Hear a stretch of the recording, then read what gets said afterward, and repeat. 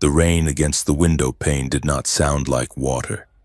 In the dense, vertical sprawl of the city, rain was a chemical hiss, a blend of recycled atmospheric filtration and the grime of 10 million exhaust ports washing down into the gutters. Ethan Cole stood in the center of his studio apartment, staring at the gray deluge blurring the neon advertisements outside. He was still wearing his tactical jacket, the synthetic fabric damp across the shoulders. His boots felt like lead weights anchored to the floor. He had been awake for 36 hours straight. His job as a linguistic contractor for Centurion Private Security usually involved sitting in a climate-controlled room translating intercepted comms from orbital miners or border disputes in the asteroid belt. But the last 3 days had been field work. High stress, low sleep negotiations in the lower districts, translating dialects that shifted as fast as the black market exchange rates. He rubbed his eyes, feeling the grit of exhaustion under his eyelids. The insomnia was not new. It was a leftover souvenir from his time in the uniformed service, a ghost that sat on his chest whenever the silence got too loud. Tonight, however, the exhaustion was heavier than the ghost's. Ethan did not bother undressing. He kicked off his boots, leaving them where they fell, and collapsed onto the bed. The mattress was firm, the sheets cold. He lay on his back, staring at the ceiling where a water stain shaped like a nebula was slowly expanding. He told himself he would sleep. He told himself he would forget the sound of the desperate voices he had translated that day. The ones begging for passage off-world, the ones Centurion had paid him to ignore. He wanted to be unconscious. He wanted the black void of dreamless sleep. He wanted to be alone. He closed his eyes, and for once, the darkness took him quickly. He woke not to sound but to pressure. It was a subtle shift in the physics of the room. The mattress was depressed to his left. There was a weight beside him that had not been there when he closed his eyes. Ethan did not move. His training, buried under layers of civilian burnout but never truly gone, slammed into high gear. His breathing remained shallow and rhythmic, mimicking sleep, while his mind raced to analyze the data. There was a scent. It was faint, not the stale recirculated air of the apartment block, but something sharp and metallic like ozone after a lightning strike, mixed with the deep, rich copper of old blood. Then he felt the cold. It radiated from the body next to him. It was not the cold of a corpse, but the controlled thermal regulation of something that did not burn energy the way a human did. He felt breath against his cheek, faint and rhythmic, but it felt too deliberate. It felt like a predator pretending to be harmless, mimicking the respiration of prey to avoid triggering a flight response. Ethan opened his eyes. The room was bathed in the low, blue wash of the streetlights filtering through the blinds. He turned his head slowly, his hand inching toward the pillow where he kept a compact kinetic pistol. He stopped. His hand froze halfway to the weapon. She was watching him.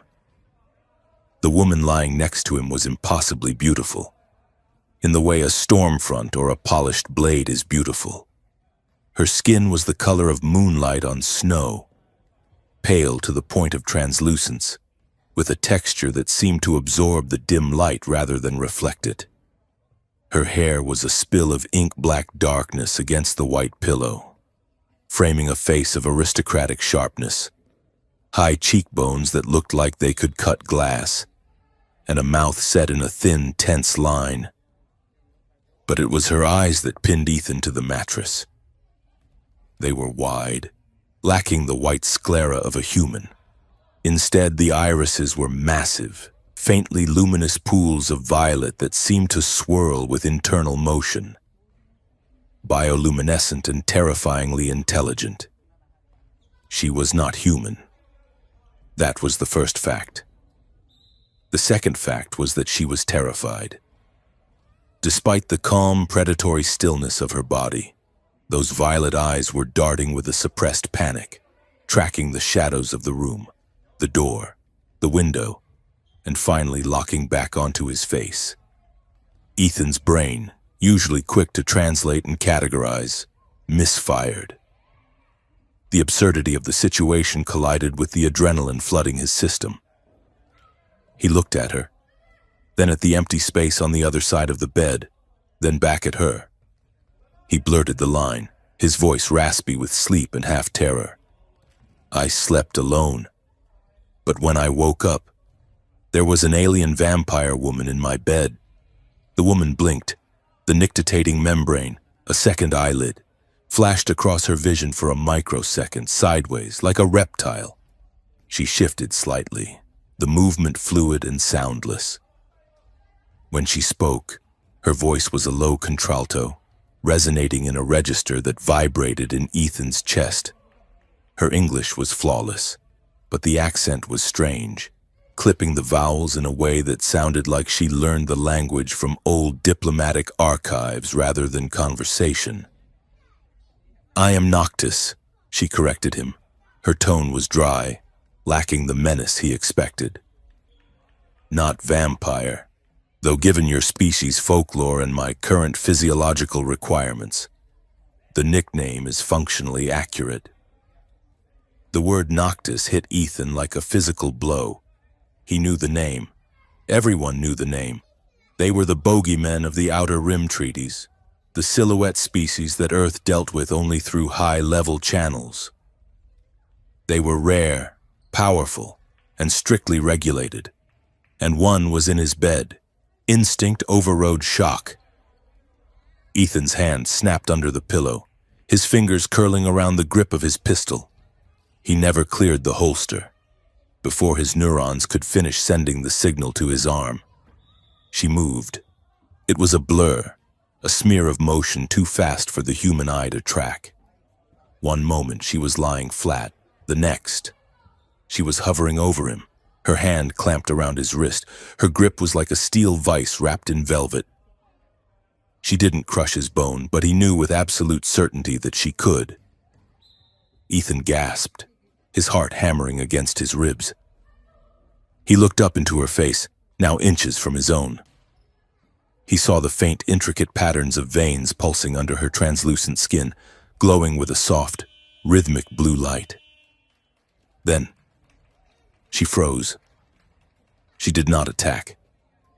She did not rip his throat out. She stopped herself mid-motion, her body trembling with a visible, violent effort. He saw her jaw clench, her lips pulling back slightly to reveal teeth that were too sharp, too uniform. She was fighting herself. He could feel the tremor in her hand holding his wrist. It wasn't weakness, it was restraint.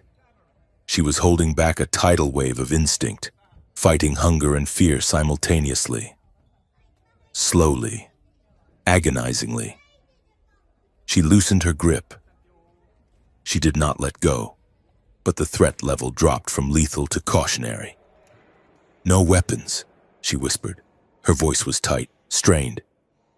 "If you draw a weapon, my reflexes will kill you before my conscience can intervene. Please, do not make me kill you." Ethan swallowed hard. He released the handle of the gun beneath the pillow. "Okay, no weapon. You're fast." "I am starving," she said, the admission coming out like a confession of guilt. "That makes me faster and more dangerous." She pulled back slowly, retreating to the other side of the bed but keeping her body angled toward him, legs coiled beneath her. She sat up, smoothing the strange, dark fabric of her bodysuit. It looked like liquid armor, matte black and seamless. "We need rules," she said. It was an unexpected opening. She sounded like a diplomat opening a summit, not an intruder. "First rule, no feeding without consent. I will not take from you unless you offer. That is absolute." Ethan sat up, pushing his back against the headboard, putting as much distance between them as the queen-sized mattress allowed. "Feeding," he repeated. "You talk about it like it's lunch." Second rule, she continued, ignoring his comment but her eyes narrowing slightly. No coercion. If I use my pheromones or my voice to influence your mind, the treaty is void. I will not do that. Treaty? Ethan asked, glancing at the door. Is that what this is? Third rule, she said, her voice dropping an octave, becoming solemn. No lies that endanger agency. I need you to understand exactly what is happening, or your choices are meaningless. She looked at him then. Really looked at him. It wasn't the look of a monster assessing a meal. It was the look of a person searching for intelligence in the eyes of another. I am Seraphine Vera, she said. What is your name? She asked it like it mattered more than his pulse. She asked it like it was the only currency she had left to offer. Ethan, he said, the name feeling small in the room. Ethan Cole. Ethan Cole, she repeated, testing the syllables. Why is your door locked from the inside? Ethan frowned. I live here. I lock my door. No, Seraphine said. She tapped a metallic band on her left wrist. A small holographic projection flickered into the air between them, a wireframe map of the building. I mean, your door is physically locked, but your electronic security feed is looping the same 10 seconds of footage from 3 hours ago. Someone has edited reality around you. You are not just sleeping. Ethan Cole, you are being contained. Ethan looked at the digital clock on his nightstand. 3 a.m. He looked at the window. The rain was still falling, but the streetlights seemed darker, the shadows longer. How did you get in here? Ethan asked. The paranoia that came with his job finally waking up. If the feed was looped, Centurion security wouldn't know anyone was inside. If the door is locked, I did not intend to be in your bed, Seraphine admitted. She rubbed her temple, a very human gesture of frustration. I was conducting an extraction. I was supposed to phase jump to a safe house 2 floors below this apartment. Unit 402. This is 602, Ethan said. The phase jump misaligned, she said. We were under attack. The targeting algorithm was jammed. I materialized here, in the nearest biological blind spot. Your exhaustion, your biorhythms were so low, the sensors mistook you for empty furniture. I collapsed before I could correct the error. Ethan stared at her. You teleported into my mattress because I was sleeping so hard I registered as a chair? Essentially, she said. A heavy, dull thump vibrated through the floorboards. The liquid in the glass of water on Ethan's nightstand rippled. The overhead light fixture flickered, buzzed angrily, and then dimmed to a brownish gloom. Seraphine went rigid. Her head snapped toward the door. They are here! Who? Ethan swung his legs out of bed, grabbing his boots. He didn't ask if she was crazy. He knew the sound of a tactical breach charge, even a muffled one. That thump was a breaching ram on the floor below. The people who want to ensure I do not reach the summit, Seraphine said. She stood up. She was tall, taller than him. Her movements fluid and terrifyingly precise. She tapped her wrist device again. The hologram expanded, projecting a complex star map that dissolved into a spinning seal. A stylized globe surrounded by laurels and alien script. There is a diplomatic summit happening in Geneva right now, she said rapidly. My species, the Noctis, and your Earth Alliance. We are negotiating a resource exchange treaty. I am the envoy carrying the final seal. If I am present, the treaty passes. If I am dead or captured, the treaty fails, and the embargo continues. You're the leverage, Ethan realized, lacing his boots with trembling hands. And you're in my apartment. I am the leverage everyone wants, she corrected. My own faction wants me to sign. The opposition faction wants me dead. And your government. She hesitated. Your government has elements that want to sell me for parts. Ethan stood up. He felt exposed, standing in his own bedroom with a creature worth an interstellar war. He tried to maneuver around the bed to get to the window, to check the fire escape. In the cramped space, he had to squeeze past her. He tried to keep his distance, but the room was too small. As he moved, his chest nearly brushed her shoulder. The air between them seemed to ionize. It wasn't just static electricity, it was a biological response. Ethan felt a sudden sharp pull in his gut, a magnetic drag that had nothing to do with gravity. It was fear. Yes. But braided through the fear was something else. A dark, heavy heat, a compulsion. He felt a sudden irrational desire to step closer, to lean into that lethal coldness. He stopped, his breath hitching. He hated noticing it. He hated that his body was reacting to a predator with something other than flight. Seraphine froze too, her head tilted, her nostrils flaring slightly. Her gaze dropped from his eyes to his throat. She stared at the pulse jumping in the carotid artery of his neck. For a second, the intelligence in her eyes dimmed, replaced by a raw, starving vacuity. She swallowed dryly, a visible ripple in her throat, as if she were swallowing glass. Then, she wrenched her eyes away. She turned her head sharply to the side, staring at the blank wall, her hands clenching into fists at her sides. "Do not stand that close," she whispered. Her voice was trembling. "Please." Ethan took a step back, hitting the windowsill. "You said you wouldn't attack." "I am trying," she said, her voice tight with controlled shame. She looked ashamed of her own biology.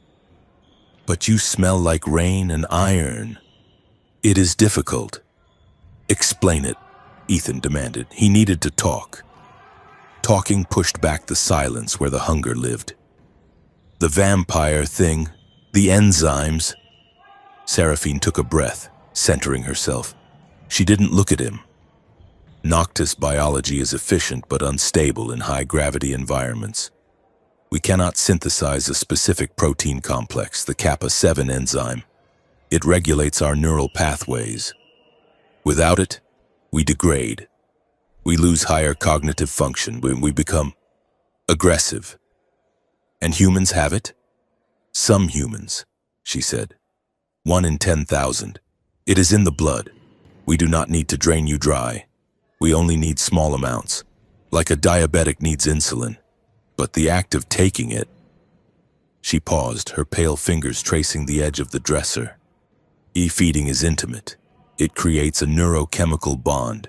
It is dangerous for both parties. That is why it is politically regulated. Unauthorized feeding is a capital offense. Ethan let out a short, hysterical laugh. He couldn't help it. The absurdity was too much. "So, garlic memes were propaganda?" Seraphine looked at him, her expression deadpan. "Garlic is a mild irritant, nothing more. Humans have weaponized comedy as a coping mechanism for centuries. It is annoyingly effective." "Glad you think I'm funny," Ethan muttered. "Because I think we're about to die." The hallway erupted. It wasn't a knock. It was a shaped charge blowing the hinges off the door of the apartment next to his. The concussion shook the walls, knocking a picture frame off Ethan's dresser. "Wrong door," Ethan whispered. "They hit 601. "They are correcting," Seraphine said. She didn't panic. She moved. She grabbed Ethan's arm, not with the crushing force from before, but with a firm, guiding grip, and shoved him behind her. She positioned herself between him and the door, her body angling to shield him. "What are you doing?" Ethan hissed. "You're the target." "You are a civilian," she said simply, "and you are my host. The rules of hospitality are older than the treaties." The door to Ethan's apartment didn't explode. It hissed. The lock melted, white-hot metal dripping onto the carpet. As a thermal lance cut through the deadbolt, the door was kicked open. 3 men surged into the room. They weren't police. They were dressed in heavy, unmarked tactical armor, faces obscured by multi-spectrum sensor masks. They didn't carry standard rifles. They carried bulky, wide-barreled weapons that looked like net launchers, glowing with a harsh, violet light. "UV restraints," Seraphine shouted, her voice changing, becoming a command. "Ethan, cover your eyes." She moved like liquid shadow. One of the attackers fired a net of glowing energy filaments. Seraphine dropped to the floor, sliding under the arc of the net, and kicked the lead man in the knee. There was a sickening crunch of reinforced plastic and bone. The man went down without a scream, just a grunt of shock. Seraphine spun, grabbing the barrel of the second man's weapon. The UV light flared, burning her hand. Smoke hissed from her palm, but she didn't let go. She wrenched the weapon upward, slamming the stock into the man's helmet. Ethan watched, paralyzed for a split second. She was protecting him. She was burning her own flesh to keep them away from him. He looked at the third man, the one hanging back in the doorway, scanning the room with a tablet. On the man's shoulder, barely visible in the gloom, was a Velcro patch, a gray shield with a sword behind it. Ethan knew that patch. He saw it on his pay stubs every 2 weeks. Centurion, his own employer. The private security firm that hired him to translate was the one kicking down his door. "Window!" Ethan yelled. He grabbed a heavy ceramic lamp from the bedside table and hurled it through the glass. The pane shattered, letting the roar of the rain and the city noise flood into the room. "Go!" Seraphine shouted. She shoved the second attacker into the third, creating a bottleneck in the doorway. She grabbed Ethan by the back of his jacket and essentially threw him toward the fire escape. They tumbled out into the wet, cold night air. The metal grate of the fire escape rang under their boots. "Down!" Seraphine commanded. "The alley is blocked. We need the sub-level." They scrambled down the rusted metal stairs, sliding on the slick surfaces. Above them, the window of Ethan's apartment flashed with violet light as the attackers swept the room. "They're Centurion!" Ethan gasped as they hit the landing of the 3rd floor. "The guys in the armor. That's my company. Then your contract just expired." Seraphine said grimly. She tapped her wrist again. "Cloakfield, engaging, hold on to me." She grabbed his hand. Her skin was freezing, burning cold against his. A shimmer of air wrapped around them, bending the light. For a moment, they were invisible, a smear of rain-distorted space. But as they reached the ground-level alley door, the field glitched. A spark of blue electricity arced across Seraphine's neck. The invisibility failed, flickering off like a broken bulb. For a second, in the strobe light effect of the failing tech, Ethan saw something etched into her skin, along her collarbone and down her arm. Alien sigils were carved into her flesh, not tattoos, but branding. They looked like circuitry glowing faintly from within. "Damn it!" she hissed, clutching her shoulder. "Power shunt damage!" "Keep moving," Ethan said, taking the lead now. He knew this building. He knew where the blind spots were. "Parking garages this way." They burst into the subterranean concrete box of the garage. It was cold and smelled of oil. Ethan's car, a battered electric sedan, was parked in the far corner. As they ran toward it, a high-pitched whine cut through the air. A drone, small and black like a flying insect, dropped from the ceiling rafters. It hovered in front of them, a red laser grid scanning Ethan's face. Scan complete. Subject identified. Cole. Ethan. Ethan's phone, tucked in his jacket pocket, vibrated violently. It wasn't a text. It was a relentless, Emergency alert override. He pulled it out as they reached the car. The screen was flashing red, an official warrant from the Department of Planetary Security. Wanted, Ethan Cole. Charge, kidnapping of off-world dignitary. Status, armed and dangerous. Kidnapping? Ethan stared at the screen, his hands shaking as he fumbled for his keys. They're saying I kidnapped you. I was asleep. Get in the car, Seraphine said, opening the passenger door. She scanned the garage entrance, her eyes glowing brightly now in the shadows. Ethan started the car. The engine whined to life. He slammed it into reverse, tires screeching on the concrete, and spun toward the exit ramp. "Why me?" Ethan shouted over the sound of the engine. He gunned the car up the ramp, bursting out into the city streets. The rain lashed against the windshield, turning the neon signs of the noodle shops and strip clubs into streaks of bleeding color. Sirens wailed in the distance, closing in from 3 directions. Why was I the safe house? Why did you land in my bed? You said it was a mistake, a misalignment. Seraphine sat in the passenger seat, pressing her hand against the burn on her palm. She looked at him, her face illuminated by the passing streetlights. Blue, pink, red. The misalignment was the location, she said quietly. But the target was not random. Ethan gripped the steering wheel so hard his knuckles turned white. What does that mean? I told you I phased to the nearest biological blind spot, she said. But the navigation computer prioritizes compatibility. She swiped her finger across her wrist device, a holographic document projected onto the dashboard. It was a dossier, a Noctis file, written in their sharp, angular script, but translated into English subtitles. It was a list of names. Thousands of them. Most were crossed out in red. One name was highlighted in gold at the bottom. Ethan Cole. Genetic marker positive. Status unclaimed. Label compatible, do not harm. My name, Ethan whispered. You have a file on me. Not just a file, Seraphine said. The sadness in her voice was profound. A requisition order. The people who want me dead. They also want you alive, because you have the enzyme. You are the battery they intend to put in the machine. Ethan looked at her. He looked at the beautiful, terrifying alien woman who had crashed into his life and turned it into a target range. You knew, he said. I suspected, she admitted. When I saw the dossier and the extraction protocols, I did not choose you, Ethan, but the algorithm did.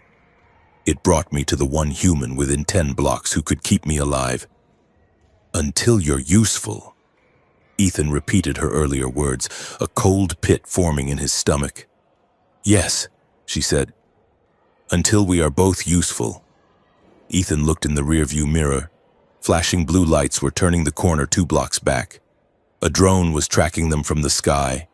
He was a translator, a tired veteran who just wanted to sleep.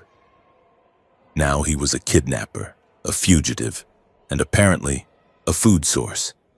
He realized then that he hadn't just woken up with a stranger. He had woken up as a piece on a game board he didn't even know existed. Where are we going? Ethan asked, his voice flat. Seraphine looked out at the rain-slicked city, a labyrinth of steel and light that wanted to eat them both. Away, she said. Somewhere the shadows are deep enough to hide 2 monsters. Ethan slammed his foot on the accelerator. The electric car surged forward, disappearing into the neon rain. The neon sign of the noodle shop buzzed with a dying, erratic flicker, casting intermittent splashes of sickly pink light onto the wet pavement of the lower district, inside. The air was thick with the smell of boiled pork, star anise, and the damp metallic scent of rain-soaked coats. Ethan Cole sat in the furthest corner booth, his back pressed against the peeling laminate wall. He held a pair of disposable chopsticks, but he wasn't eating. He was watching the suspended holographic screen above the counter, where a news anchor with perfect hair and dead eyes was dismantling his life. Reports confirm that Ethan Cole, a private contractor with Centurion Security, has defected. The anchor said, her voice smooth and practiced. Authorities believe he has been compromised by a hostile biological entity. Citizens are advised to maintain distance. The entity is considered a parasitic threat level 5. A grainy photo of Seraphine appeared next to Ethan's military service portrait.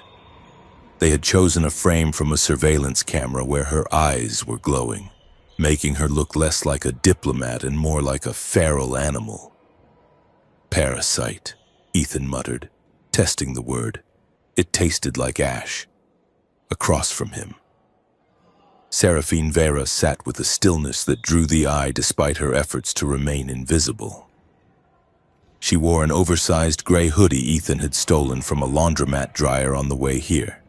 It was 3 sizes too big. Swallowing her aristocratic frame, the hood pulled low to hide her moon-pale skin and violet eyes. She was watching a man 3 tables away slurping noodles. Her gaze was intense, analytical, and faintly disturbed. "Why does he consume the liquid so loudly?" she asked, her voice a low murmur that barely carried over the kitchen noise. "Is it a dominance display?" "It is just flavor," Ethan said, rubbing his temples. "He is enjoying it." Seraphine watched the man swallow. Her throat moved in sympathy, a dry, painful contraction. Ethan saw her hands gripping the edge of the table. The cheap plastic was beginning to warp under her fingers. "You are hungry," Ethan said. It wasn't a question. Seraphine looked down at the table, releasing her grip. The plastic retained the deep indentations of her fingertips. "It is escalating. My metabolism is trying to repair the damage from the phase jump and the thermal burns. Repair requires energy. Energy requires the enzyme." Ethan looked at his own bowl of untouched broth. He nudged it toward her, trying to break the tension with levity. "I don't suppose a spicy miso pork broth works as a substitute." He regretted the joke the moment it left his mouth. Seraphine's head snapped up. Her pupils dilated until the violet iris was nearly gone, swallowed by blackness. She stared at him, not at the bowl. She stared at the pulse visible in his neck. For a terrifying second, the predator surface broke through the diplomat mask. The air around them seemed to drop 10 degrees. Then she squeezed her eyes shut, turning her head away sharply. She let out a breath that hissed through her teeth. "Do not," she whispered, her voice trembling with restraint. "Do not offer me things you do not understand. My senses are painfully vivid right now. I can hear the blood moving in the aorta of the cook behind the counter. I can smell the iron in the scrape on your knuckle. Every heartbeat in this room is a chorus, and it is shouting at me." Ethan felt a cold spike of fear, but he forced himself not to recoil. If he treated her like a monster, she would become one. He had seen it happen in war zones. People became what you feared they were. "Okay," Ethan said, keeping his voice steady and low. "Look at me. Seraphine." She turned back slowly, her eyes still mostly black, fighting for focus. "We need a pact," Ethan said. "A hard line. If we are going to survive this, I need to know I am not just a walking juice box." "You are not a juice box," she said, sounding offended. "You are a sentient being." "Then here is the rule," Ethan said, leaning in. "No feeding unless I explicitly say the words, not a nod, not a look. I have to say it. And if I say stop, you stop instantly. No matter what your instincts scream, no matter how hungry you are, can you do that?" Seraphine looked at him. The blackness in her eyes receded slightly, the violet returning. She straightened up, her posture shifting from pained hunger to something regal and solemn. "Consent is the difference between civilization and consumption," she said quietly. "I accept your terms. It is not a casual promise. Ethan Cole, it is law." Ethan nodded, exhaling a breath he hadn't realized he was holding. "Good. Now let's go break into my office before they delete me completely." The Centurion Private Security Headquarters was a monolith of glass and steel rising 40 stories into the rainy night. It was a fortress of corporate paranoia, guarded by private military contractors and state-of-the-art biometrics. Ordinarily, it was impenetrable. But Ethan knew the shift change schedules, the blind spots in the external sensors, and the fact that the maintenance door on the third sublevel had a faulty magnetic seal that maintenance kept promising to fix. They slipped inside through the loading dock, moving through the shadows of the service corridors. The building was quiet, the hum of the HVAC systems the only sound. "This way," Ethan whispered, leading her toward the elevators. "My office is on the 20th floor. Now, if I can get to my terminal, I can pull the raw logs from the translation server. It will prove I was assigned the wrong audio files. It proves the frame-up." They reached the staff entrance to the 20th floor. Ethan stepped up to the retinal scanner. He had done this 1,000 times. He leaned in, waiting for the green beam. The scanner flashed red. "Access denied. Identity unknown." Ethan blinked. He tried again. Red flash. He pressed his thumb against the print reader. "No match found." "They didn't just fire me," Ethan whispered, a cold dread settling in his stomach. "They erased me. My biometrics are gone from the system." "Someone is thorough," Seraphine noted, scanning the hallway behind them. "If your keys are gone, we must break the lock." "We can't break the lock. It triggers a silent alarm," Ethan hissed. "We have to." Seraphine stepped forward. She placed her hand flat against the heavy security door. She closed her eyes. The faint blue circuitry patterns on her skin flared to life, glowing through the fabric of the oversized hoodie. She didn't push. She pulsed. A low, resonant hum vibrated through the doorframe. The electronic lock buzzed, confused by the alien electromagnetic interference, and then clicked open. "Your digital architecture is surprisingly fragile," she murmured, stepping through. "It relies too much on predictable frequencies." They moved quickly through the bullpen of cubicles. It was eerie seeing his own workspace, the coffee mug he had left yesterday, the jacket on the back of his chair, now looking like artifacts of a dead man. Ethan sat at his terminal. Locked.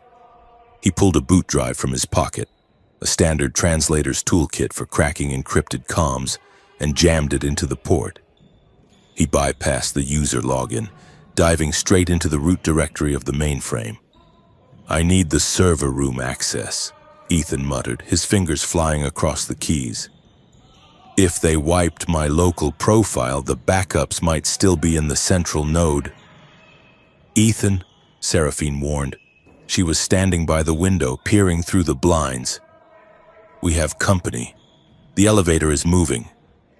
Give me 2 minutes." They sprinted to the server room at the end of the hall. Seraphine shorted the lock again. Inside, the room was a refrigerator, rows of black towers humming with blue LEDs. Ethan connected directly to the central core. He ran a search for his name. Nothing. He ran a search for the timestamp of the kidnapping. He found a file, but it wasn't a personnel log. It was a transfer order. Project Heliotype classified eyes only authorization min defense Biocorp Dynamics Heliotype. Ethan read aloud. He opened the folder. Schematics flooded the screen.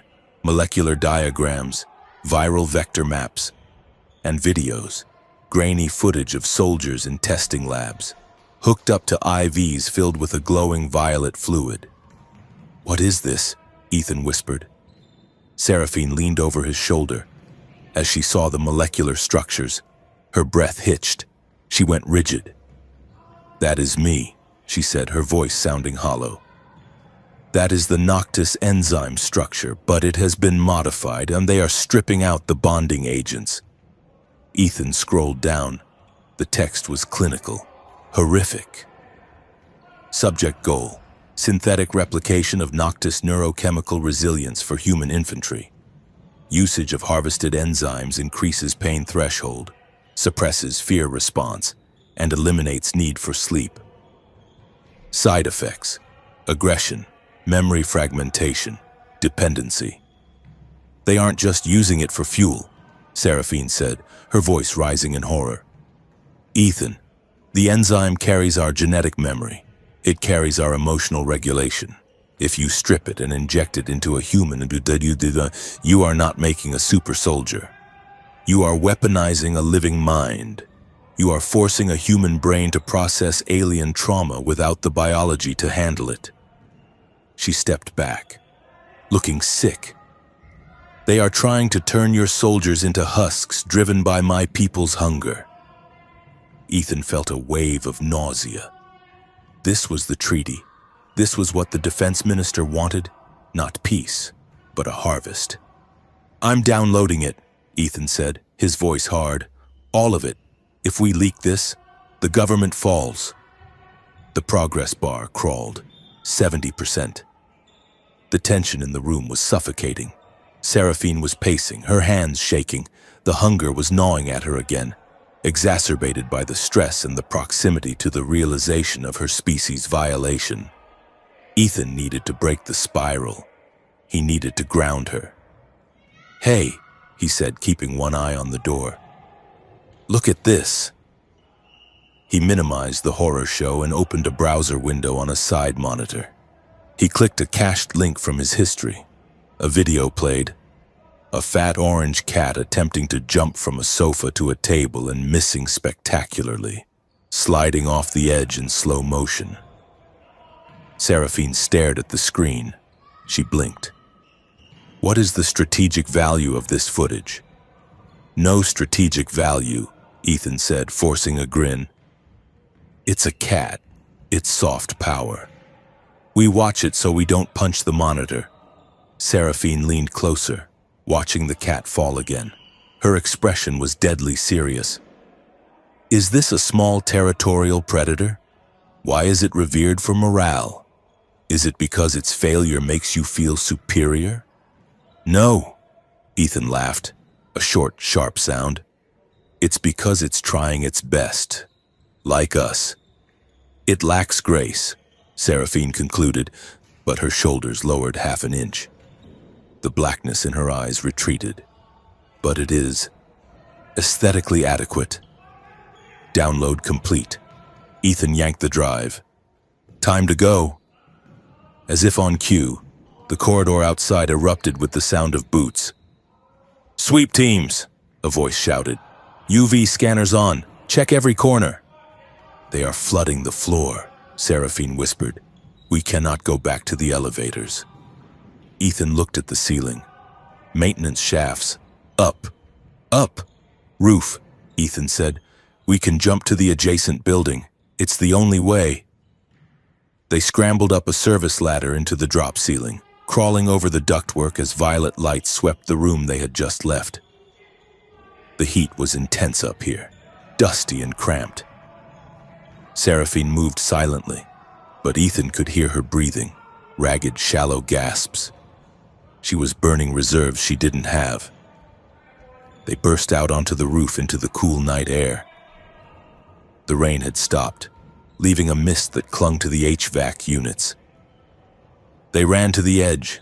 The next building was a hotel, its roof maybe 10 feet away and 4 feet down.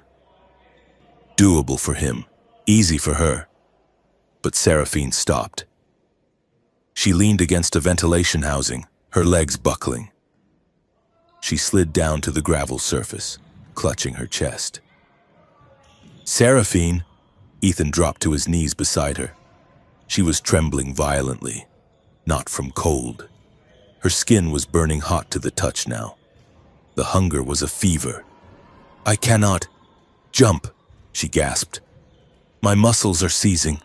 The restraint, it costs too much energy." She looked up at him. Her face was a mask of pain.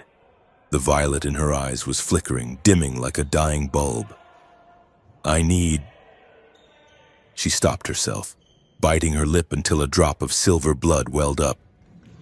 "No, I promised." Ethan looked at her.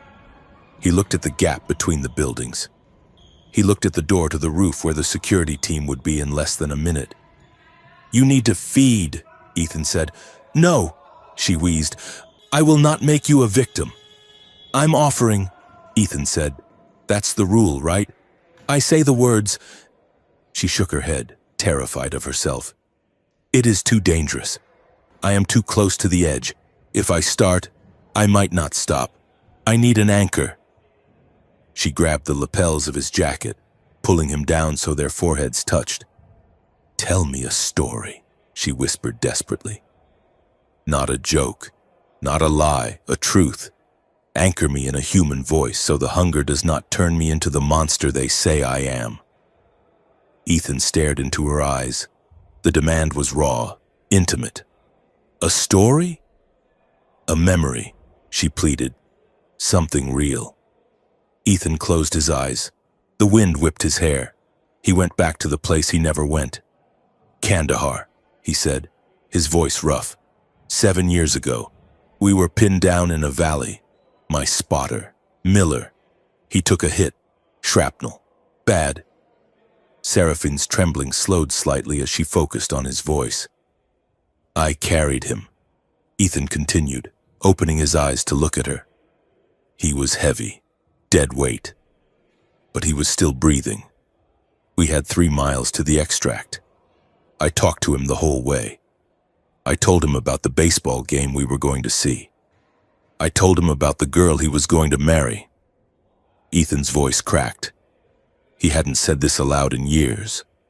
"I felt his heartbeat against my back," Ethan whispered. "It was fast, then slow, then slower. I felt it stop. Seraphine. I felt the moment he left, and I kept walking. I kept carrying him because I couldn't let go.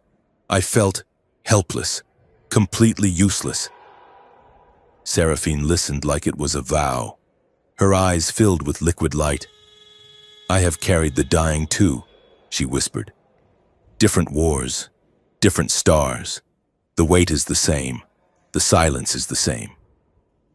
They were inches apart. The chase, the politics, the conspiracy, it all fell away.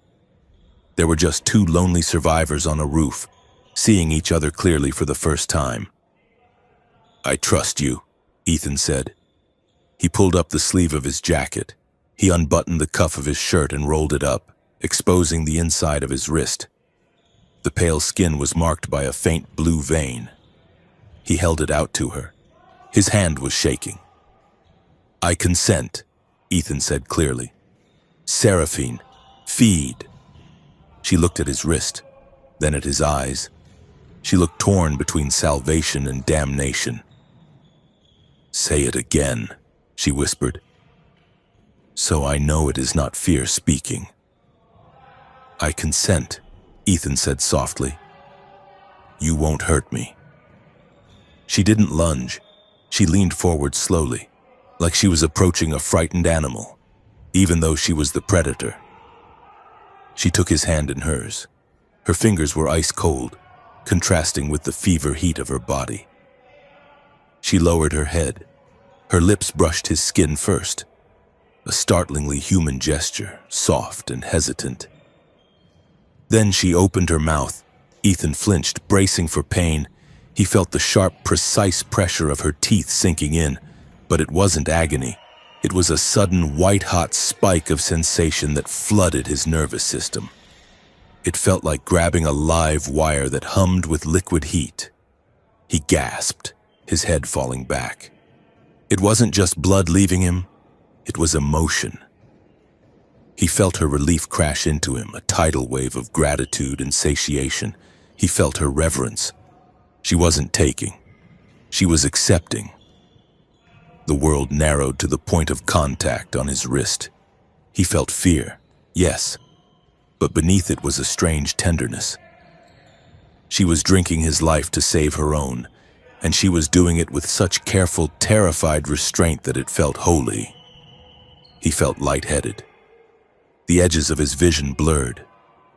"Okay," Ethan breathed, his voice slurring slightly. "Okay." She stopped instantly. Before he could even finish the exhale, she pulled back. She ran her tongue over the puncture wound, a single smooth motion that sealed the skin instantly with a cooling enzyme. She sat back, chest heaving. The color had returned to her face. Her eyes were no longer frantic, they were a deep, calm violet, glowing with a steady, powerful light. Ethan slumped against the ventilation unit, clutching his wrist. It didn't hurt.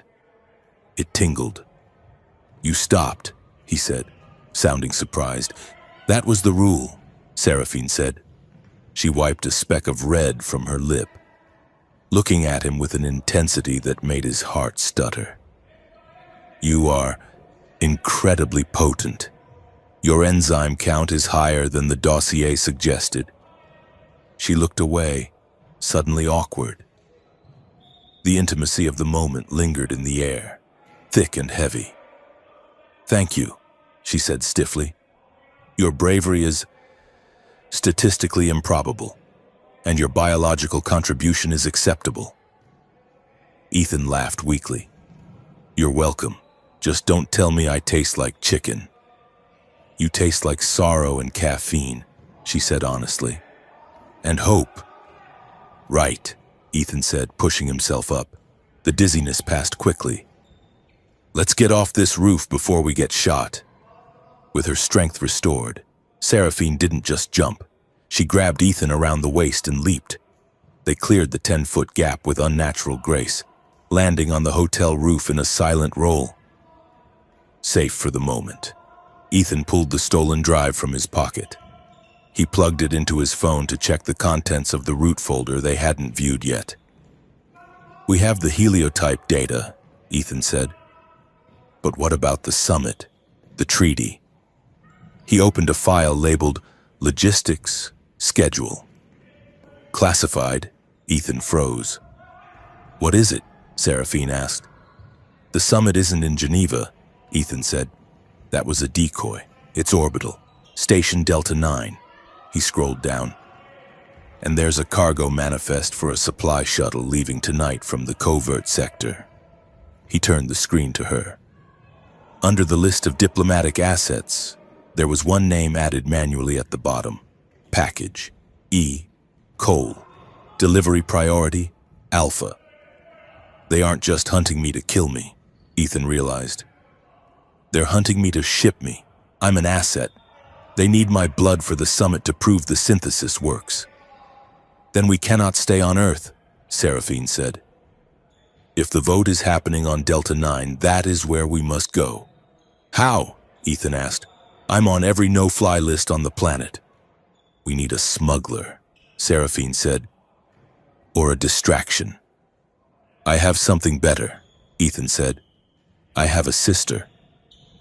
Mara Cole lived in a converted warehouse in the chaotic sprawl of the night market district. She was an investigative journalist for an independent net stream that mostly covered corporate corruption and celebrity scandals. She hadn't spoken to Ethan in 2 years. Not since he took the contract with Centurion. She called him a sellout. He called her naive. He banged on the steel door. "Go away," Mara's voice came from inside. "I paid the rent yesterday, you vultures." "Mara, it's me," Ethan yelled. "Open the door." Silence. Then the sound of 3 deadbolts sliding back. The door cracked open. Mara stood there, holding a stun baton. She had the same dark eyes as Ethan, but hers were sharper, angrier. She wore a stained t-shirt and pajama pants. "You!" she spat. You have some nerve showing up here.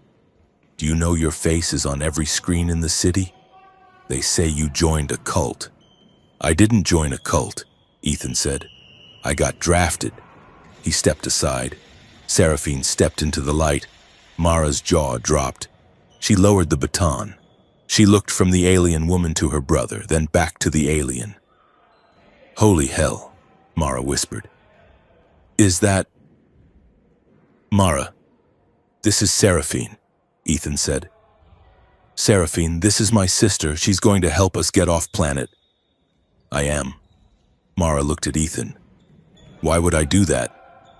Because, Ethan said, holding up the drive, I have proof that the defense minister and Centurion are running a human experimentation ring to start an interstellar war. And if you help us, you get the exclusive... Mara stared at the drive. The journalist in her woke up, overriding the angry sister. She snatched the drive from his hand. Get in, she said, pulling them inside. But if you bleed on my rug, I'm charging you. Inside, the apartment was a mess of screens and coffee cups. Mara plugged in the drive and scanned the files. Her eyes grew wider with every scroll. This is... She looked up, breathless. This is the story of the century. They're farming people. We need to get to the unchecked freight elevator in Sector 4, Ethan said. There's a shuttle leaving for Station Delta 9 in 2 hours. We need to be on it. Sector 4 is crawling with feds, Mara said, grabbing a bag and shoving equipment into it. And you two look like... Well, you look like a fugitive in a glow-in-the-dark runway model. You stick out. We need disguises, Seraphine said. We need a miracle, Mara corrected. They didn't get a miracle. They got a drone. A buzzing sound at the window was the only warning before the glass shattered. A tear gas canister skittered across the floor. They tracked your phone, Mara screamed, coughing. I turned it off, Ethan yelled. They pinged the battery. Move! Seraphine grabbed them both. She didn't bother with the door. She kicked the back wall, a flimsy partition covering an old ventilation shaft, and it crumpled. They spilled out into the alleyway of the night market. The market was a sensory assault.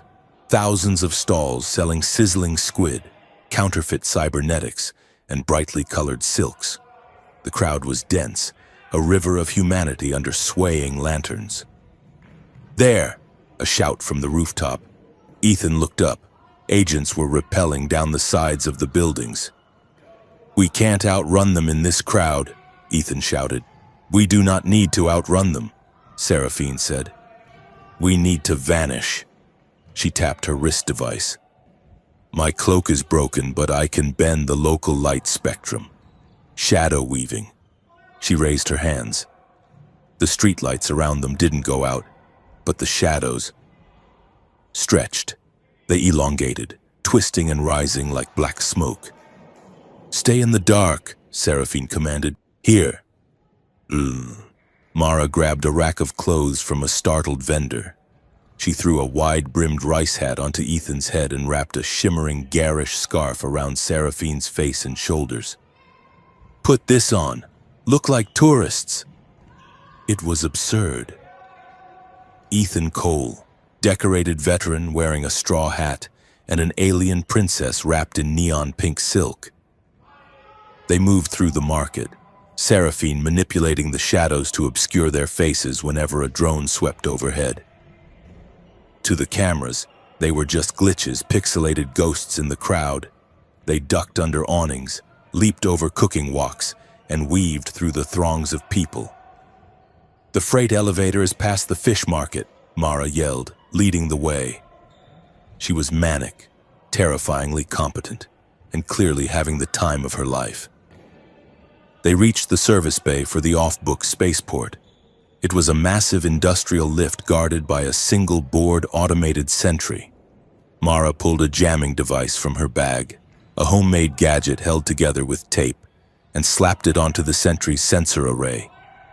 The machine whirred and powered down. They scrambled onto the lift platform. Ethan hit the button for orbital transfer. The heavy gears ground to life. The platform jerked upward, rising above the steam and neon of the market. As the city receded below them, becoming a grid of light in the darkness, Ethan leaned against the railing, breathing hard. Seraphine stood next to him, the neon scarf slipping from her hair. She looked at the sky, where the faint stars were visible through the smog. "The conspiracy is not just down there," she said softly. "It is waiting for us up there." Ethan looked at her. He touched the bandage on his wrist. "Then we take the fight to them." The elevator climbed higher, leaving the Earth behind. Sovereignty ended here. The void began. The cargo hold of the supply shuttle rattled with the bone-jarring vibration of atmospheric exit. It did not hum. It screamed. The sound was a physical assault, a constant grinding roar that made teeth ache and vision blur. Ethan Cole was wedged between a crate labeled industrial filtration units and a pallet of freeze-dried protein blocks. His knees were pulled to his chest, his body vibrating in sync with the ship's hull. Beside him, Seraphine Vera sat in a meditative trance, her eyes closed, her breathing shallow and controlled. Mara was on his other side, clutching her stomach and looking a shade of green that rivaled the navigation lights. They were leaving Earth. For Ethan, the sensation was a terrifying finality. On the ground, there were alleys, basements, borders to cross. Up here, surrounded by the vacuum, there was only the metal skin of the ship and the laws of physics. Earth's sovereignty ended the moment they crossed the Karman line. But Ethan knew the danger did not. It merely changed jurisdiction. Seraphine opened her eyes. The violet bioluminescence was dim, conserving energy. She tapped the wrist device that had been their lifeline and their curse. "You need to see this," she said. Her voice was steady, cutting through the mechanical roar. "While you were navigating the spaceport security, I pulled a decrypted fragment from the drive we stole. It is a communication log between my people's High Council and the Earth delegation." She projected a hologram into the cramped space between the crates. It was grainy, flickering with interference. A Noctis face appeared, sharp, angular, with eyes like burning coal. "That is High Counselor Vrak," Seraphine explained. "He is the loudest voice for peace, or so he claims." The recording played. Vrak was speaking to a shadow, presumably a human contact. The fear indices are optimal," Vrak said, his voice a low hiss. "The humans believe we are monsters. Their defense minister has requested the provocation. We will provide the rogue skirmishes. You will provide the funding. The invasion will be framed as a peacekeeping intervention." The hologram flickered and died. Ethan stared at the empty air. "It is a setup," he said, the realization settling in his gut heavier than the G-force. "It is not just our government exploiting you. Your government is feeding the paranoia. A two-sided conspiracy," Seraphine said, her expression desolate. "My people are not just victims. Ethan, we are participants. A rogue faction wants this war to justify seizing Earth's resources, and your defense minister wants it to justify military spending and biological harvesting. They are shaking hands over our bodies." Mara wiped her mouth, looking up. "So there are no good guys," she rasped. "Great. I love a story where everyone is the villain." "We are the good guys," Ethan said, though he felt less like a hero and more like a fugitive trapped in a tin can. "We just have to survive long enough to prove it." The shuttle shuddered one last time, then the roar cut out. The silence that followed was deafening. Zero gravity took hold, and Ethan felt his stomach lurch into his throat. "We have docked," Seraphine whispered. "Station Delta 9, the belly of the beast." Station Delta 9 was a masterpiece of orbital engineering, a spinning wheel of glass and titanium suspended against the black void.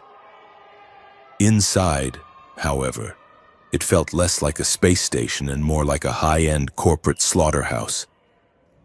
They had managed to slip out of the cargo bay during the automated offloading, blending into the maintenance crews thanks to stolen coveralls Mara had pilfered from a locker. But as they moved toward the diplomatic sector, the atmosphere shifted. The air smelled of ozone and expensive cologne. The corridors were wide, lined with real wood paneling and panoramic viewports showing the curve of the earth below. It was beautiful, sterile, and terrifying. "Keep your heads down," Ethan murmured. "We need to get to the main assembly hall. That is where the vote is happening." "Ethan," Seraphine said, stopping abruptly. A squad of station security, armored, armed, and alert, was blocking the corridor ahead. But they weren't looking for intruders. They were an escort, and they were waiting for her. A man in a sharp gray suit stepped forward. He had the polished, predatory look of a career bureaucrat. "Ambassador Vera," he said, bowing slightly. "We were alerted to your unconventional arrival via the cargo manifest. The defense minister is expecting you." Ethan tensed, his hand drifting toward the concealed pistol in his waistband. "Do not," Seraphine breathed. "If we fight here, we die. We must play the role. We must play the..." She straightened her spine, shedding the fugitive slump and assuming the terrifying grace of royalty. She dropped the hood of her coveralls, revealing her stark, alien features. "Take us to the summit," Seraphine commanded. Her voice was not loud, but it carried the weight of a gavel strike.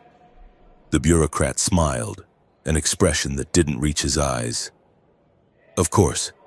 And your staff?" He looked at Ethan and Mara with disdain. "My translator," Seraphine said, gesturing to Ethan. "And my archivist." "Very well," the man said. "This way." They were led into the heart of the station. The diplomatic sector was a theater of tension. Humans in suits and Noctis envoys in ceremonial dark robes stood in clusters, speaking in hushed tones. The air felt like the static before a lightning strike. They entered a conference room that looked more like an interrogation chamber dressed up as a lounge. The Earth Defense Minister, a man named Sterling with silver hair and a grandfatherly face that hid a shark's mind, sat at the head of a long table. "Seraphine," Minister Sterling said, standing up. "We were worried. Reports said you were kidnapped by a rogue contractor." He looked directly at Ethan. The threat was palpable. "I was extracted," Seraphine corrected, sitting down. "Mr. Cole saved my life when your security protocols failed. He is here as my voice." "Your voice?" Sterling raised an eyebrow. "You speak English perfectly well, my dear." "But I do not speak treachery," Seraphine said. "Mr. Cole is fluent in that dialect. He will ensure our terms are clear." Ethan stepped forward, falling back into the role he hated but knew best. He stood beside her chair, his hands clasped behind his back, trying to look invisible while feeling like a target. "The treaty," Sterling said, sliding a datapad across the table. "We have added a new security protocol, given the volatility of Noctis physiology, as evidenced by the incident in the city. We require daily biological verification for all Noctis on Earth." Ethan read the text on the pad. It wasn't verification. It was harvesting. "They want blood samples," Ethan translated, his voice flat. "Daily. Mandatory. Any refusal is grounds for expulsion." A Noctis diplomat across the table, a tall male with scars on his neck, hissed, "You ask for samples? You mean tithes. You want to drain us to feed your labs. We want safety, Sterling said smoothly. If your people are as peaceful as you claim, surely a few drops of blood are a small price to pay for trust. The room erupted into overlapping arguments. Ethan translated furiously, turning the guttural harmonic Noctis language into English and back again. Every word felt heavy. One mistranslation, one wrong inflection, and the guards at the door would open fire. Seraphine sat like a statue, her eyes scanning the room. She was the calm in the center of the hurricane, a beautiful threat that everyone pretended not to fear. Then, the doors slid open. Enough! The voice was smooth, melodic, and instantly silenced the room. A Noctis male walked in. He was taller than the others, wearing robes of iridescent silk that shimmered like oil on water. He was devastatingly handsome, with features that were almost too perfect, too symmetrical. Seraphine stiffened. Ethan felt her tension radiate like heat. "Kale," she whispered. Kale Rinth moved with a predator's patience. He ignored the humans. He ignored the other Noctis. He walked straight to Seraphine. "Seraphine," he said, his voice dripping with an intimacy that made Ethan's hackles rise. "You look tired. The atmosphere here does not suit you." "I am fine, Kale," she said, her voice icy. Kale turned his gaze to Ethan. His eyes were a lighter shade of violet, almost pink, and they held a mockery that was infuriating. "And this," Kale said, looking Ethan up and down like he was inspecting a piece of furniture.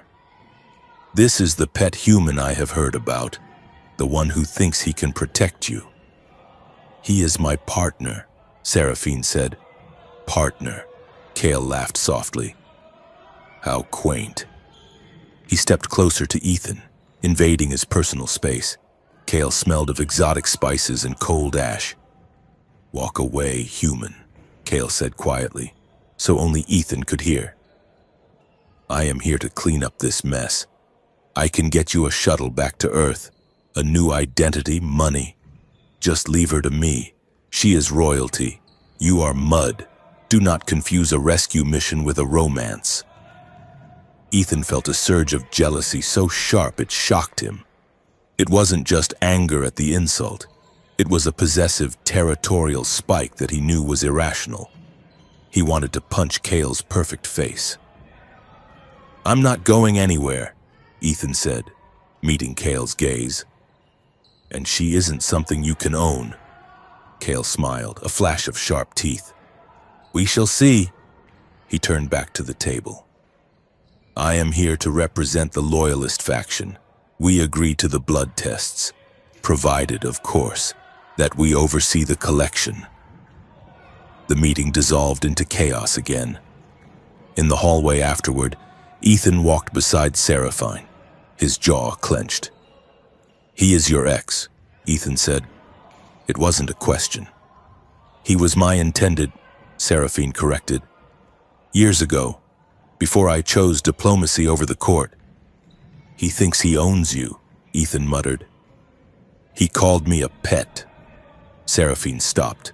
She turned to Ethan, grabbing his lapels and pulling him close. The jealousy was still burning in his chest, hot and ugly. "Ethan," she said, her eyes searching his, "do not let him bait you. Kale views people as assets. I am an asset to him. You are an obstacle." "I didn't like the way he looked at you," Ethan admitted. "Like he knew you better than I do." Seraphine smiled, a small, sad thing. "He knows my history. He does not know me. Possession is not affection. Ethan, choose what you mean. Are you jealous because you want to own me, or because you fear losing me?" Ethan looked at her. The question cut through the macho posturing. "I fear losing you," he whispered. "Then do not play his game," she said. "Play ours." While the diplomats argued, Mara had been busy.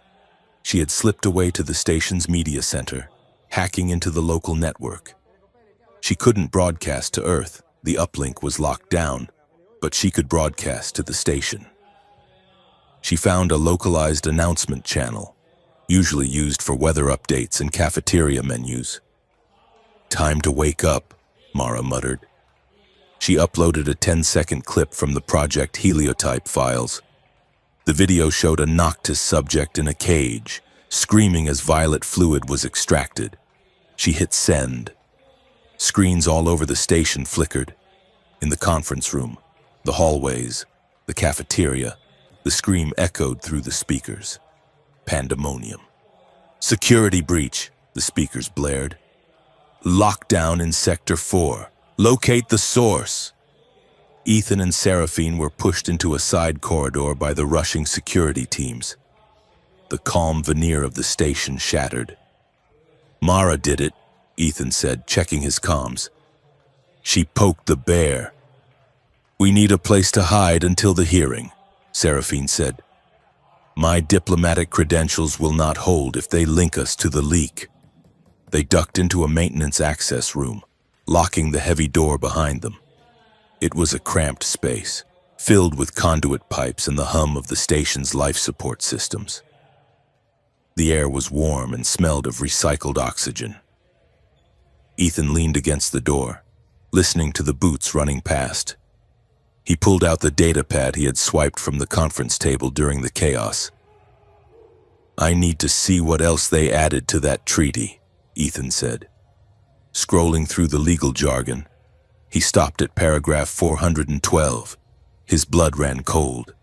"Seraphine," he said, "look at this." She leaned in, her shoulder pressing against his. Clause 412, Ethan read. "If a Noctis dignitary is deemed biologically unstable or critically malnourished, the Earth Alliance reserves the right to take them into medical custody for their own protection. Biological rights are waived during custody." "Medical custody," Seraphine whispered. "That is a polite phrase for imprisonment and indefinite testing." "They know you are starving," Ethan said. "They are counting on it.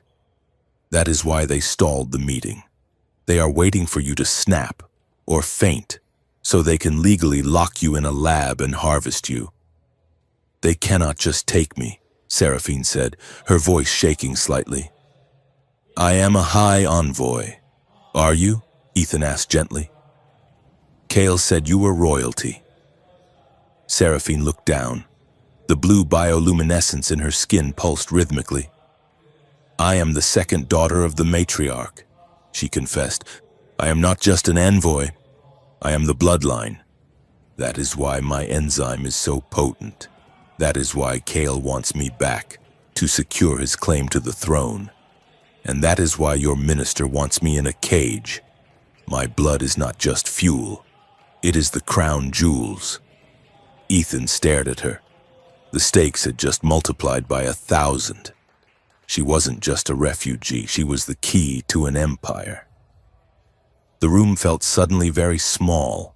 The heat from the pipes was stifling. They were standing inches apart in the semi-darkness.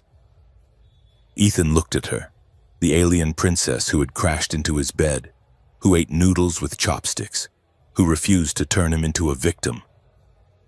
"They aren't getting you," Ethan said ferociously. "I don't care if you're the queen of the galaxy, you're Seraphine." Seraphine looked up at him. The violet in her eyes was swirling, dark and deep. "Ethan," she whispered. She didn't move away. She leaned in. The air between them crackled. It was the same pull he had felt in the apartment, but stronger now. It was fear, danger, and a desperate, aching need for connection in a universe that wanted to eat them both. They didn't touch, not yet. But the proximity was electric. He could feel the cold radiating from her skin, a refreshing chill in the hot room. He could smell the ozone and iron scent of her. "I want you," Ethan admitted, the words tumbling out before he could check them. "And it scares the hell out of me because I don't know if it's me talking or the biology." It frightens me too, Seraphine said, her voice dropping to a husky whisper. Desire makes me vulnerable. It makes me want to drop my shields. And if I drop my shields, I might hurt you. Or worse, I might let you get hurt trying to save me. I'm already hurt, Ethan said, and I'm already saving you. He reached out, his hand hovering near her waist. Is this okay? Yes, she breathed. He placed his hand on her hip. The material of her bodysuit was sleek, but beneath it, he felt the rigid strength of her muscles. She stepped closer, resting her forehead against his chin. We cannot cross the line, she whispered, her hands gripping his shirt. Not here. Not while I am starving. It is too dangerous. I know, Ethan said. He closed his eyes, just breathing her in. But we can stay on the line, just for a minute. They stood there in the dark, holding on to each other, two pawns refusing to be played. The moment shattered with a beep from Ethan's comms. Ethan! Mara's voice was distorted, panic-stricken. They found me! Sector 4, near the cooling vents, they have... The line went dead. Mara! Ethan yelled. He looked at Seraphine. The romance evaporated, replaced by cold, tactical clarity. They have her, Ethan said. They are using her to draw us out. It is a trap, Seraphine said. If we go to Sector 4, they will capture us all. I have to go, Ethan said. She's my sister. She's only here because of me. We need a plan, Seraphine said. We cannot just walk into their guns. I have a plan, Ethan said grimly. We give them what they want. Partially. 10 minutes later, Ethan walked out of the maintenance shaft alone. He held his hands up, the stolen drive held conspicuously in his right hand. He walked into the main atrium of Sector 4. It was deserted, except for a squad of Centurion guards and Minister Sterling, who was standing over a kneeling, handcuffed Mara. Mr. Cole, Sterling called out, his voice echoing in the cavernous space. So kind of you to join us. I trust you are ready to return our property. Let her go, Ethan said, stopping 20 feet away. You want the drive? You want the scapegoat? Take me. Let her walk to the shuttle. Ethan, no! Mara screamed. A guard struck her with the butt of a rifle. She crumpled. Stop! Ethan yelled, stepping forward. I surrender, just let her go. Sterling smiled. A noble trade. Very well, secure him. Two guards rushed Ethan. He didn't fight. He let them zip-tie his hands behind his back. He dropped the drive on the floor. Now let her go, Ethan demanded. Put her on the shuttle, Sterling ordered. She can report on her brother's tragic confession from Earth. As they dragged Ethan away, he looked up at the ventilation grate high above the atrium. He saw a shimmer of distorted light, a shadow that moved against the grain. Do not come down, he willed her silently. Not yet.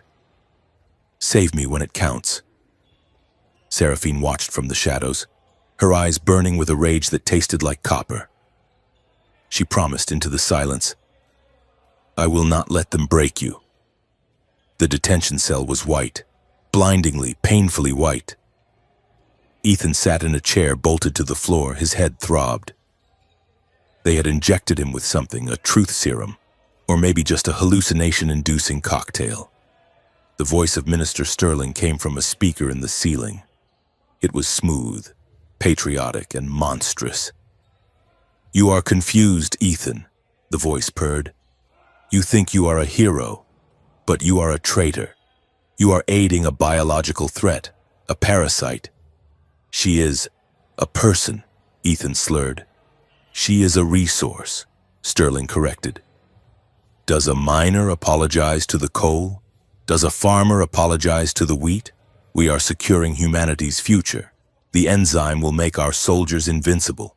It will end sleep. It will end fear. You should be thanking me.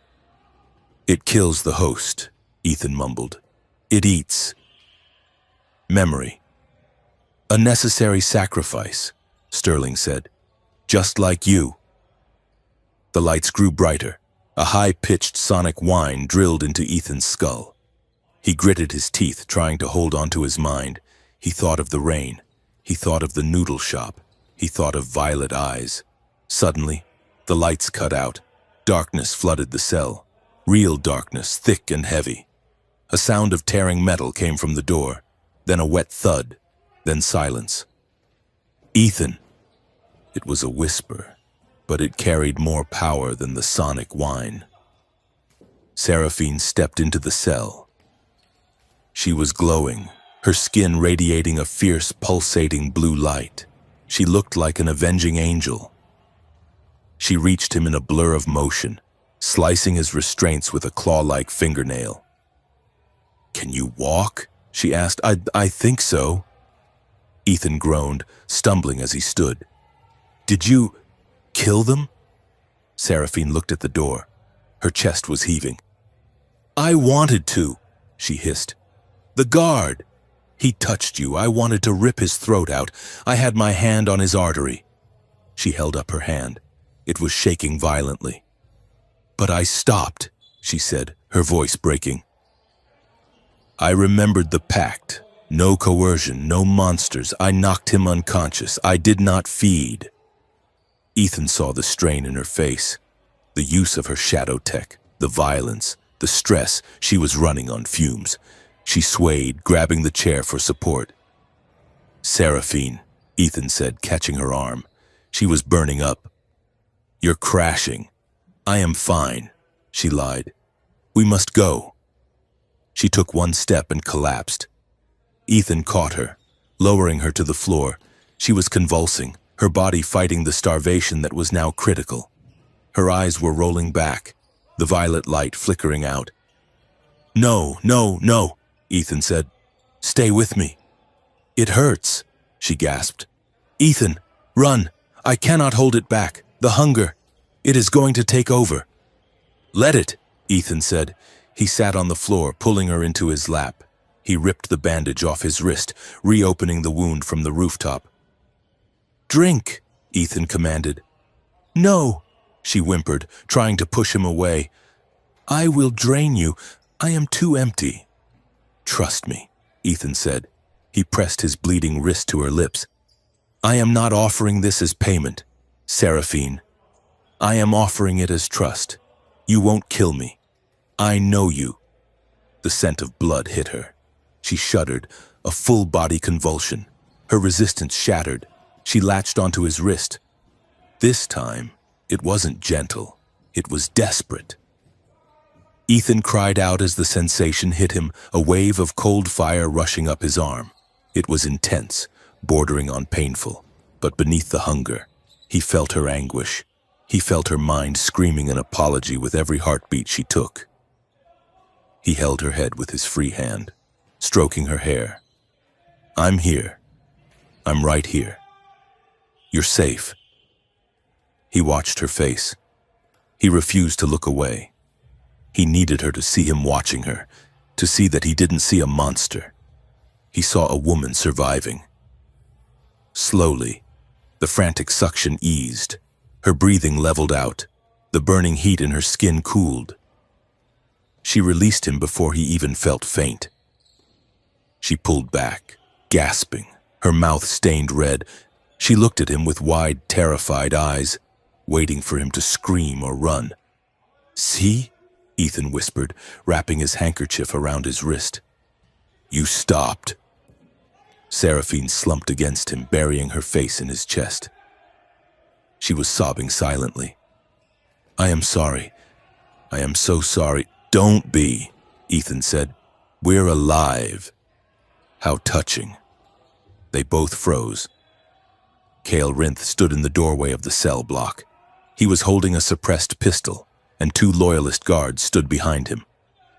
"You really are a glutton for punishment, Seraphine," Cale drawled. "Feeding on a human floor? How undignified."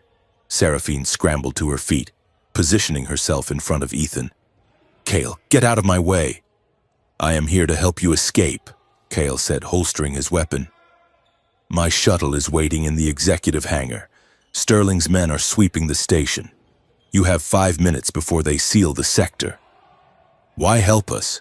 Ethan asked, standing up shakily. Because, Kale said, looking at Seraphine with a possessive gleam. I need her alive for the revolution. And apparently, she needs you alive to function, a tiresome dependency. But I am pragmatic. He tossed a keycard to Ethan. Executive Hangar 3, go. My pilot will take you to a neutral zone. Seraphine hesitated, then grabbed Ethan's hand. We go. They ran past Kale. As Ethan passed, Kale reached out and patted him on the shoulder. Run along, pet, Kale whispered. Ethan didn't feel the microscopic prick of the needle in Kale's ring. He only felt the adrenaline. As they sprinted down the corridor toward freedom, Kale watched them go, a small smile playing on his lips. He tapped his datapad. A blinking red dot appeared on the screen. Target tagged. E. Cole. Blood tracer active. Go ahead, Kale murmured to the retreating figures. Lead me to the resistance. The salt spray off the Atlantic hit the rusted hull of the decommissioned fishing trawler that served as their temporary safe house. It was a bleak, gray morning on the coast, the kind of weather that swallowed colors and sounds, leaving only the relentless rhythm of the waves. Inside the cabin, the air was thick with the smell of stale coffee and ozone. Ethan Cole stood over a tactical map spread across the galley table, his eyes gritty with fatigue. He had not slept since the orbital station, since the interrogation, since the feeling of Seraphine's teeth in his wrist. So, let me get this straight, Mara said, leaning against the bulkhead. She was sporting a purpling bruise on her jaw from the station guards, but her sharp tongue was fully intact. We are now the most wanted people on 2 planets. We have no money, no backup, and your plan is to break into a black site research facility using a clipboard and a high-visibility vest. Ethan looked up. It is not just a facility. It is the facility. The coastal lab where Biocorp Dynamics processes the raw enzyme. If we want to stop this, we have to cut the head off the snake. And the snake is heavily armed, Mara countered. She looked at Seraphine, who was sitting in the shadows of the cabin, staring at her own hands. And your girlfriend is looking a little pale for a heist movie. She is not my girlfriend, Ethan said automatically, though the words felt hollow even to him. Right, Mara snorted. She just drinks your blood and looks at you like you are the only water in a desert. Totally platonic. My mistake. Seraphine did not rise to the bait. She was focused on the 4th person in the room, a woman with nervous hands and a face etched with guilt. Dr. Leon Park sat at the edge of the table, clutching a mug of tea as if it were a lifeline. They had extracted her from a safe house in Seattle 3 hours ago, acting on the intel from the stolen drive. She was the lead geneticist for Project Heliotype, and she looked like a woman who had seen hell through a microscope. It is worse than you think, Dr. Park said, her voice trembling. The defense minister told the public that Heliotype was about making soldiers stronger. That is a lie. That is the cover story. She swiped a finger across her tablet, projecting a complex molecular model into the air above the table. It looked like a double helix, but jagged, aggressive. This is the synthetic enzyme we developed, Dr. Park explained. It replicates the Noctis resilience, yes, but we added an inhibitor chain, a chemical leash. Seraphine stood up, moving into the light. Her movement was liquid, silent. Explain. The inhibitor is designed to be contagious, Dr. Park whispered. If introduced into the Noctis population, it binds to your natural enzyme production and shuts it down. It creates a total biological dependency on the synthetic version. The silence in the cabin was absolute. They are not just building super soldiers, Ethan realized, his voice cold. They are engineering an addiction. They want to turn the entire Noctis species into junkies dependent on Earth for their survival. Control, Seraphine said. The word was a shard of ice. They do not want a treaty. They want a slave race. That is why I quit, Dr. DePark said, wiping her eyes. I signed up for science, not genocide. I can help you get the master data set. If we publish the unredacted research, the scientific community will revolt. The political fallout would be instant. But the data is air-gapped. It is on a server core inside the facility, encrypted with a biometric key. Where is the key? Ethan asked. It is in the vault, Dr. Park said. The secure storage wing where they keep the source material. Seraphine's eyes narrowed. Source material. The live samples, Dr. Park murmured, looking away. Ethan slammed his hand on the table. Okay, that is the target. We go in, we get the drive, we get the key, and we burn the place to the ground on the way out. We cannot burn it, Seraphine said. If the virus is there, fire might disperse it. We must be surgical. Surgical, Mara muttered. Great. I will start printing the fake badges. The BioCorp Coastal Research Facility was a gleaming white monolith perched on a cliff edge, overlooking the churning gray ocean. It looked like a piece of the future that had fallen from orbit, clean and sterile and imposing. A torrential rainstorm had rolled in by mid-afternoon, providing the perfect cover. The facility was running a scheduled disaster response drill, a simulation of a containment breach. A white van with the logo of a private medical transport company rolled up to the main gate. Ethan sat in the driver's seat, wearing a rain-slicked poncho and a cap pulled low. He looked bored, efficient, and annoyed, the universal uniform of a contractor.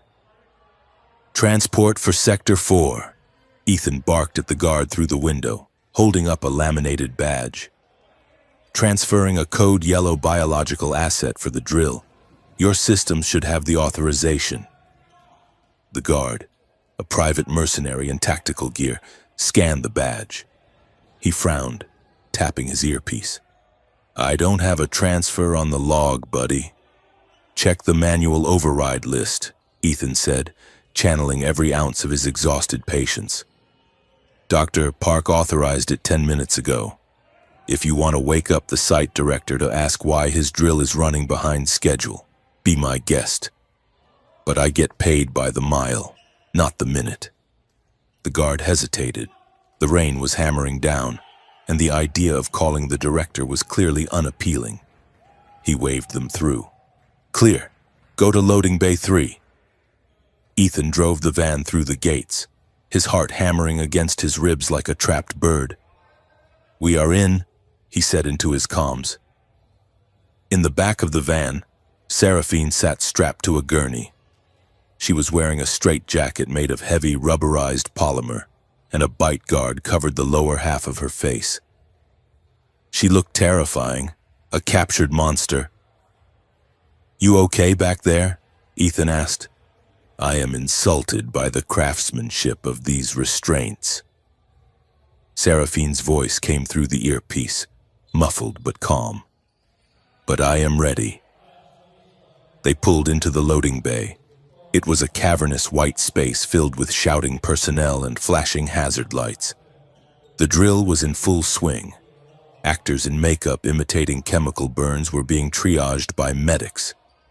Ethan stepped out of the van, opening the back doors. He pulled the gurney out, playing the role of the harried orderly. Make a hole, Ethan shouted, pushing the gurney toward the secure elevators. Live specimen coming through, do not touch the restraints. The sea of people parted, the sight of Seraphine, pale, intense. Her eyes wide and glowing faintly behind the mask, triggered a primal instinct in the crowd. Fear. They backed away. They reached the elevator. Ethan swiped the badge Mara had forged. The light turned green. As the doors closed, shutting out the noise of the drill, the silence returned. Ethan ripped the bite guard off Seraphine's face. Stage 1 complete. Stage 2 is the scanners, Seraphine said. Dr. Park said the lower levels have DNA sweepers. Dr. Park looped the feedback, Ethan said, hoping he sounded more confident than he felt. You will read as a calibration error. Just don't flare. The elevator descended deep into the bedrock. The numbers ticked down. Ground level, sub-level 1, sub-level 2. The doors opened on sub-level 3. This was not a drill area. This was the real lab. The air was frigid and smelled of antiseptic and underlying rot. Glass walls lined the corridor, revealing rooms filled with medical equipment. Ethan pushed the gurney, but his pace slowed. He looked through the glass to his left. It wasn't just test tubes. There were beds, human beds. Strapped to them were men and women in hospital gowns. Some were trashing in their sleep. Others were catatonic. Ethan saw a tattoo on the arm of a man in the second room. A jagged sword with a serpent, the insignia of the 45th Infantry. A veteran unit. They are vets, Ethan whispered, stopping the gurney. Homeless vets, prisoners, people nobody misses. He saw a chart hanging on the end of the bed. Subject 789. Enzyme rejection rate, 80%. Psychosis imminent. Moral fury, hot and blinding, flooded Ethan's chest. He had spent years translating for these companies, taking their money, looking the other way. He thought he was just a cog, but he had been funding this. He had been protecting this. Ethan, Seraphine said softly, focus. We mourn them later. We save them by finishing this. Ethan gripped the handle of the gurney until his knuckles turned white. We burn it down, he corrected himself. We burn it all down. A patrol turned the corner ahead, 2 guards and a drone. Hide, Seraphine hissed. Ethan yanked the gurney into a supply closet, the wheels squeaking on the linoleum. He slammed the door just as the drone buzzed past. The closet was tiny, filled with shelves of sterile gloves and saline bags. There was barely room to stand. Ethan was pressed against the gurney, and Seraphine, still in the straitjacket, was inches from him. The lights in the hallway cast moving shadows through the frosted glass of the door. They froze, listening to the heavy boots of the guards pause outside. Did you hear something? A guard asked. Just the ventilation, another replied. This place is falling apart. Ethan let out a breath he didn't know he held. He looked down at Seraphine. She was trembling. Are you cold? He whispered. No. She breathed. Her eyes were locked on his. The pupils were dilated, swallowing the violet iris. It is the adrenaline, the fear, and you. She leaned her head back against the gurney pillow. My hunger. It reacts to high emotion states. The danger makes the enzyme craving spike. It is a biological imperative. Fight or flight requires fuel. Ethan realized then that the heat radiating from her wasn't just fever. It was a physical response to him, to the situation. The danger was acting like an aphrodisiac, but twisted by her predatory biology. He felt it too, a magnetic pull that was terrifyingly strong. He wanted to touch her, to comfort her, but he also knew that in this state, a touch could trigger a feeding reflex she couldn't control. We have to be careful, Ethan whispered, his voice rough. Whatever is happening between us, the biology is amplifying it. It makes the stakes higher. It makes consent harder, Seraphine murmured. Because my body is screaming to take what it needs, and my heart is screaming to protect you. Ethan reached out, resting his hand on her shoulder, just above the restraint of the straitjacket. He felt the tension in her muscles. We make a vow, Ethan said. Right here. If either of us feels manipulated by the enemy or by the biology we call it, we stop. We reassess. Seraphine looked up at him, her gaze piercing.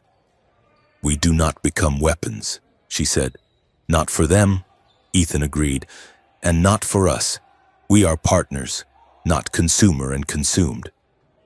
Partners, she echoed. The boots outside faded away. Get me out of this jacket, Seraphine said. I need my hands. Ethan undid the buckles. Seraphine shook off the heavy polymer, stretching her arms. The alien sigils on her skin were glowing brightly now, reacting to the proximity of the enzyme research. The vault is this way, she said. I can feel it. It feels like a graveyard. They moved out of the closet, abandoning the gurney. The stealth portion of the mission was over. Now it was a running battle. They encountered the first laser grid 10 meters down the hall. Red beams crisscrossed the corridor, floor to ceiling. I can't crawl through that, Ethan said. And I cannot hack it, Seraphine said. But I can bend it. She raised her hands. The shadows in the corners of the hallway seemed to detach themselves, flowing toward her like liquid smoke. She pushed the darkness forward. The shadows hit the lasers, not breaking the beams, but absorbing the light. Go, she strained. I can only hold the refraction for seconds. Ethan sprinted through the darkened patch. He rolled to the control panel on the other side and smashed the manual override with the butt of his pistol. The grid vanished. Seraphine slumped for a second, then caught up. Efficient. Subtle, Ethan quipped. They reached the heavy blast doors of the secure storage wing.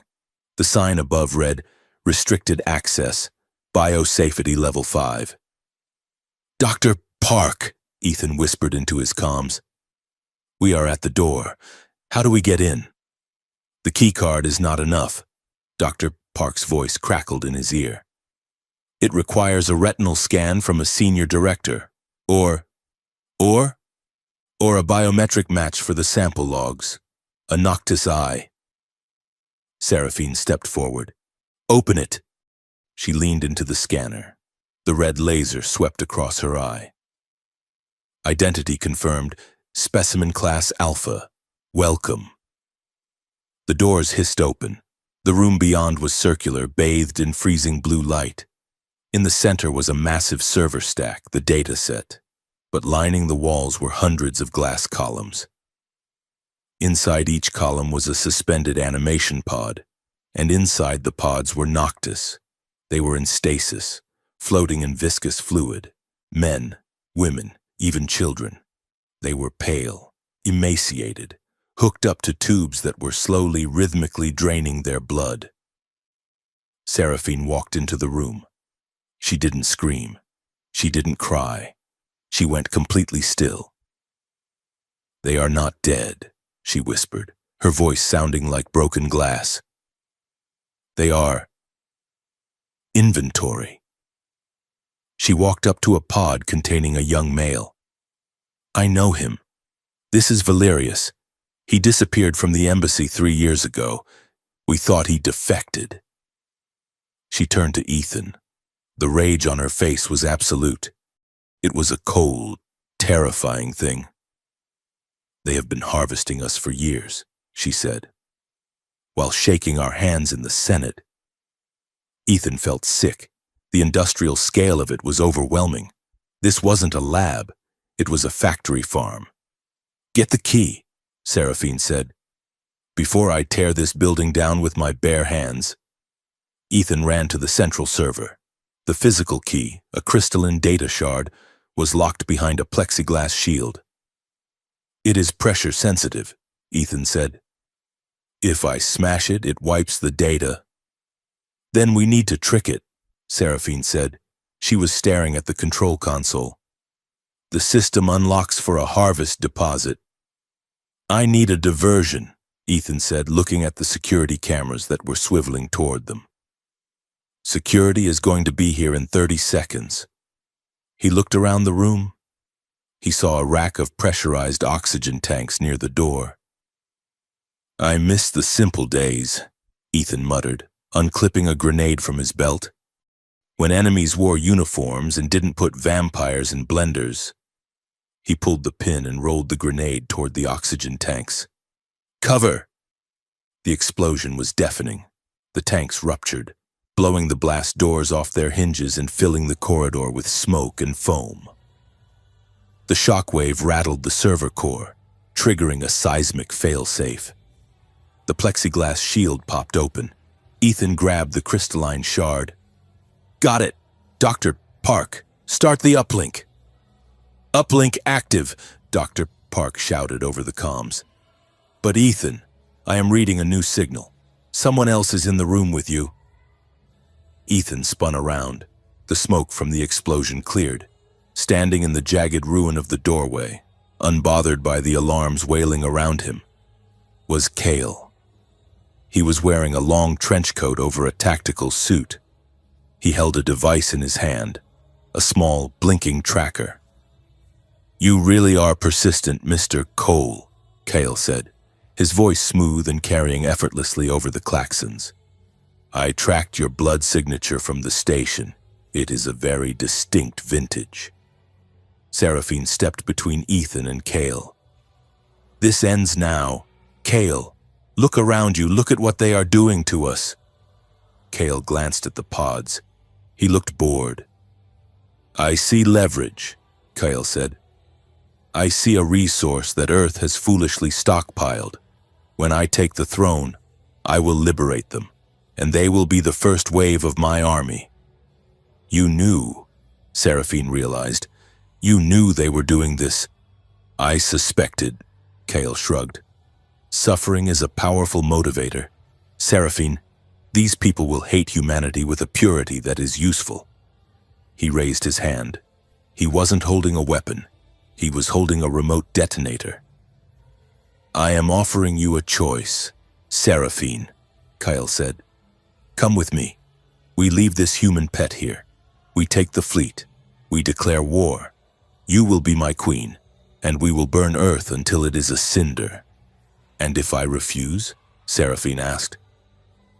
Cale thumbed the detonator. This facility has a viral containment unit. The inhibitor virus, Dr. Park mentioned. I have rigged the ventilation system to disperse it, not just here, but into the upper atmosphere. Ethan froze. You'd infect your own people. I would release a payload that makes every human on Earth terrified of us, Cale corrected. The virus makes the hunger messy, uncontrollable. If I release it, every Noctis on the planet will turn feral within hours. The humans will try to exterminate us, and my people will have no choice but to fight back. Total war. Genocide-level hysteria. You are insane, Ethan said. I am a visionary. Cale smiled. Choose. Seraphine. The throne. Or the monster. Seraphine looked at the detonator. She looked at the pods of her people. She looked at Ethan. She stepped forward, her hands raising in surrender. Do not release it, she said, her voice trembling. I will come. Just let them go. Seraphine, no, Ethan said. He will destroy everything. Ethan, she said, not looking back. I cannot let him turn us into animals. She walked toward Cale. Cale smiled, extending his hand. Ethan looked at her. He saw the set of her shoulders. She was sacrificing herself, and she was becoming a weapon for someone else to save him. Stop, Ethan said. It wasn't a shout. It was a question. Seraphine, Ethan said. What do you want? She froze.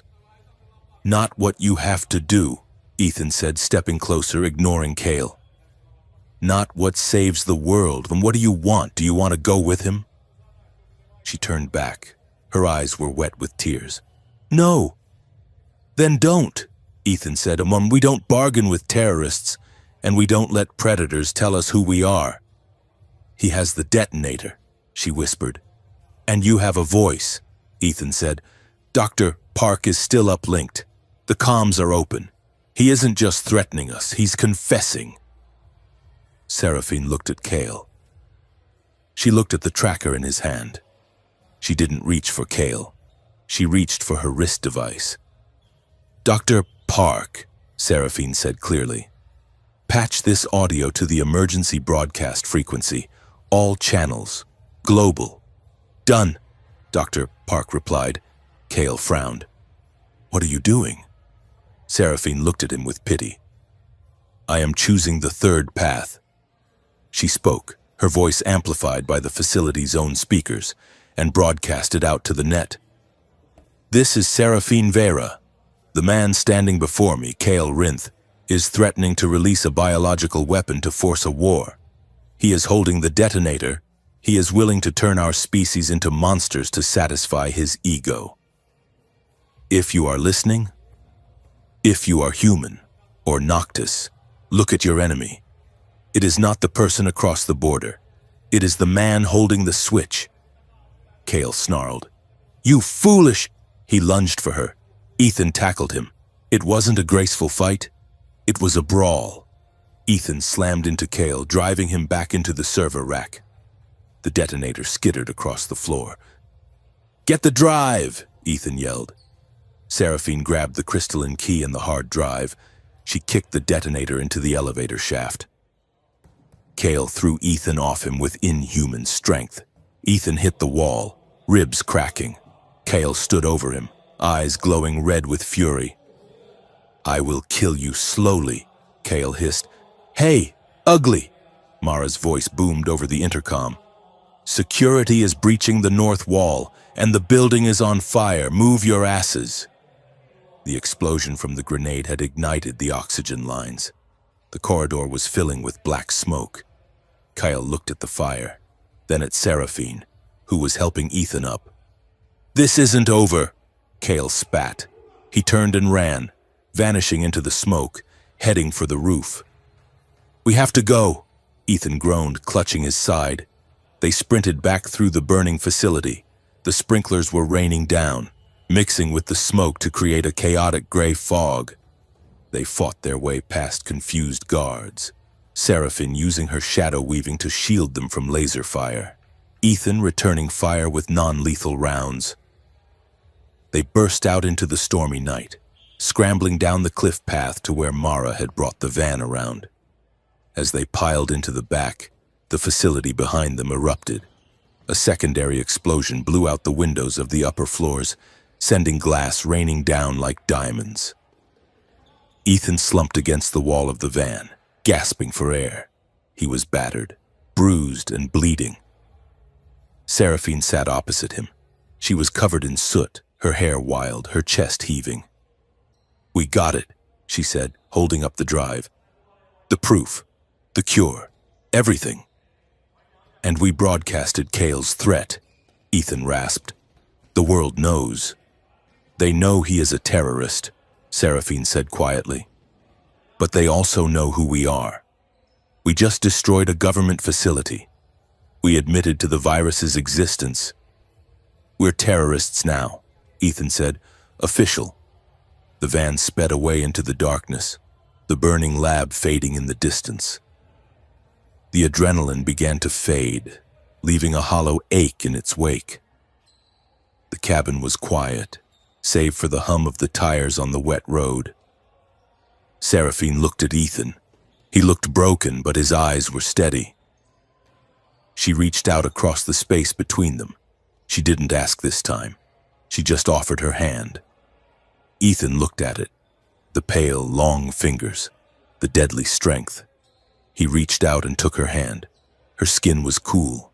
His was warm. The contact was electric, not with hunger or fear or politics.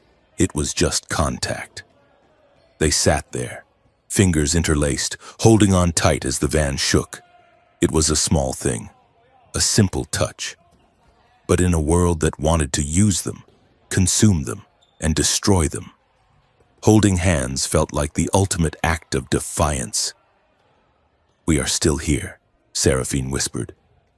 "Yeah," Ethan said, squeezing her hand. "We're still here." The world was burning, and the fire was made of pixels and paranoia.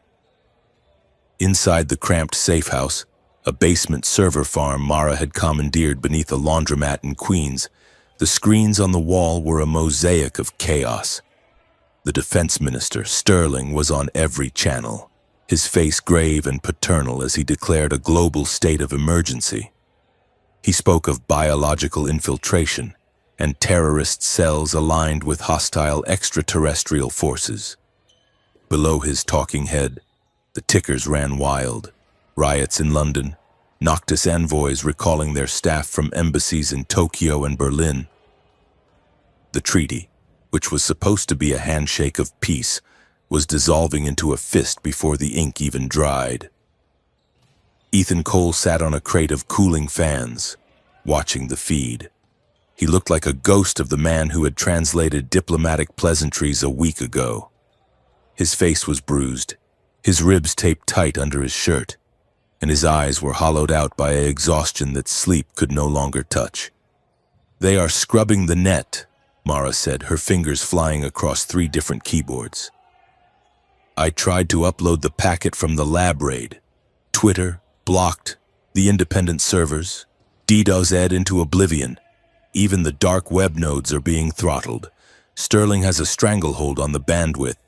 If I push this data, it hits a firewall and dies."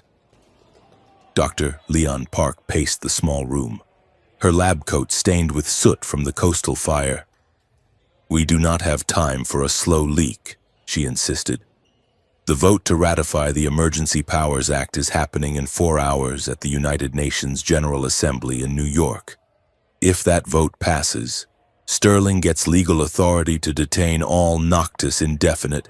It is the beginning of the harvest camps." "We need a truth bomb," Ethan said, staring at the screen where Sterling was shaking hands with a terrified-looking senator. "A blast radius they can't contain. They can scrub a file upload. They can't scrub a live feed from the floor of the General Assembly." Seraphine Vera stood in the corner, sharpening a piece of scrap metal she had fashioned into a shiv. She stopped and looked at Ethan. "You want to crash the summit?" "It is the only way," Ethan said. "The cameras are hardwired to the global emergency broadcast system. It is a failsafe to ensure no government can censor the UN during a crisis. If we get to that podium, we are uneditable. For 5 minutes, the world sees exactly what is happening." "It is suicide," Mara said flatly. "The building will be a fortress. Sterling's personal guard, the Secret Service, and probably Kale's sleeper agents. It is a kill box." "It is a stage," Seraphine corrected. She walked into the center of the room. Her presence, even in the dingy fluorescent light, commanded the air. "And I will not let you stand on it alone. Ethan, I will speak." "We have the drive," Ethan said. "We have the data. I can present it. You don't have to be a target." "No," Seraphine said. The word was soft but immovable. "I am not evidence. Ethan, I am not a smoking gun you place on a table. I am a person. If this war is about my species being monsters or cattle, then they need to see a Noctis standing in front of them, unafraid and unbound. I will speak for myself, not as a symbol, as Seraphine." Ethan looked at her. He wanted to argue. He wanted to lock her in a vault where the world couldn't touch her. But he remembered the vow in the lab. We don't become weapons. If he silenced her to save her, he was no better than Sterling. "Okay," Ethan said. "We go together. But we are going to need better clothes." The infiltration began not with a bang, but with a horrifying fashion montage in the back of a stolen delivery van. Mara had sourced disguises from a theater supply warehouse she had broken into on the way over. She threw a bundle of fabric at Ethan. "Put this on," she commanded. "You are now Associate Undersecretary Miller from the Logistics Department. Try to look bored and bureaucratic." Ethan unfolded the suit. It was a cheap polyester blend that smelled faintly of mothballs. He pulled it on, grimacing as the tight fabric squeezed his bruised ribs. "I look like an accountant who audits funeral homes." "Perfect," Mara said. She was adjusting a pair of thick-rimmed glasses and a wig that made her look like a strict librarian. "No one looks at the logistics team. We are the furniture of diplomacy." Seraphine was standing by the van doors, holding up a floor-length evening gown. It was a severe, high-collared piece in midnight blue velvet. "This garment," Seraphine said, examining the zipper like it was a complex locking mechanism. "It restricts movement of the lower limbs. It offers zero ballistic protection, and the fabric does not breathe. Is this formal wear or is it a penance?" "It is camouflage," Ethan said, watching her step into it. She moved with a grace that made the cheap van look like a dressing room. When she turned around, the dress hugged her frame like liquid shadow.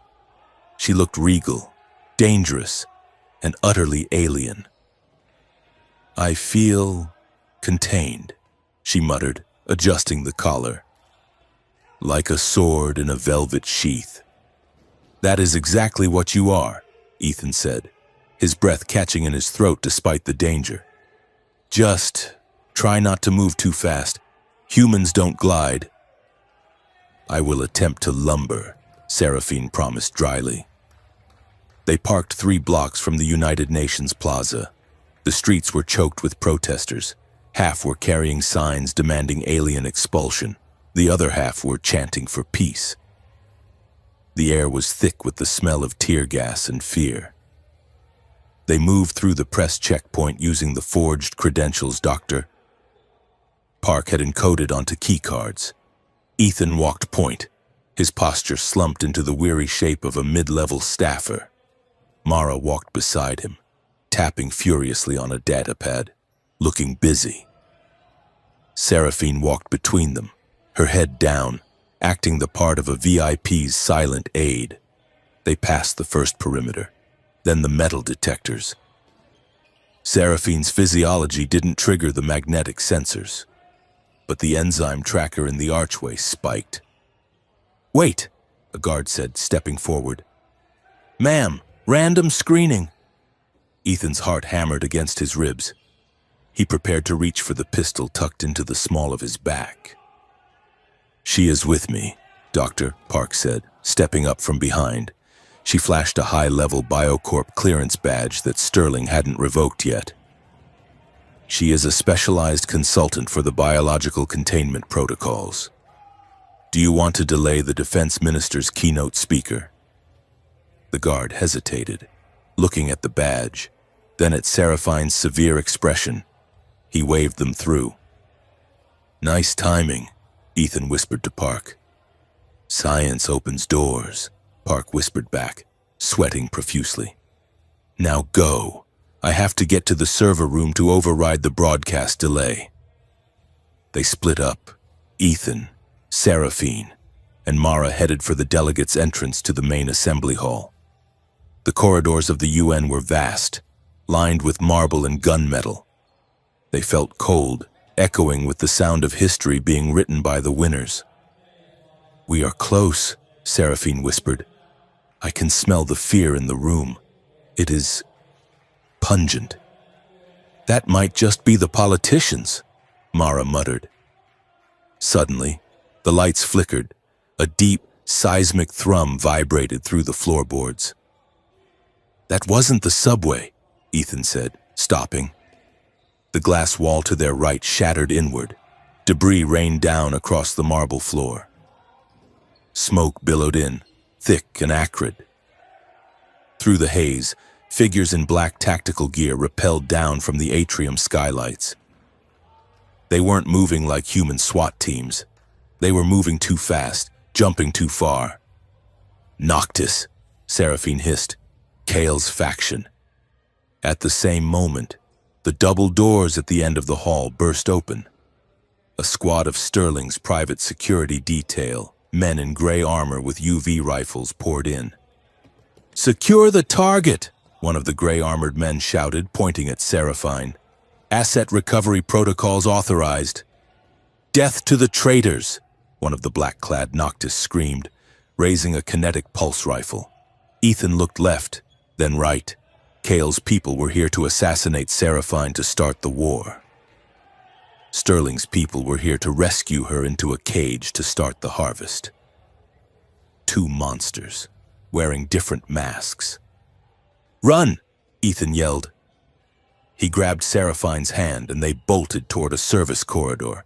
Mara scrambled behind them, cursing as she nearly slipped on the broken glass. Laser fire erupted behind them. Red beams from the human rifles crossed with blue pulse bolts from the Noctis weapons.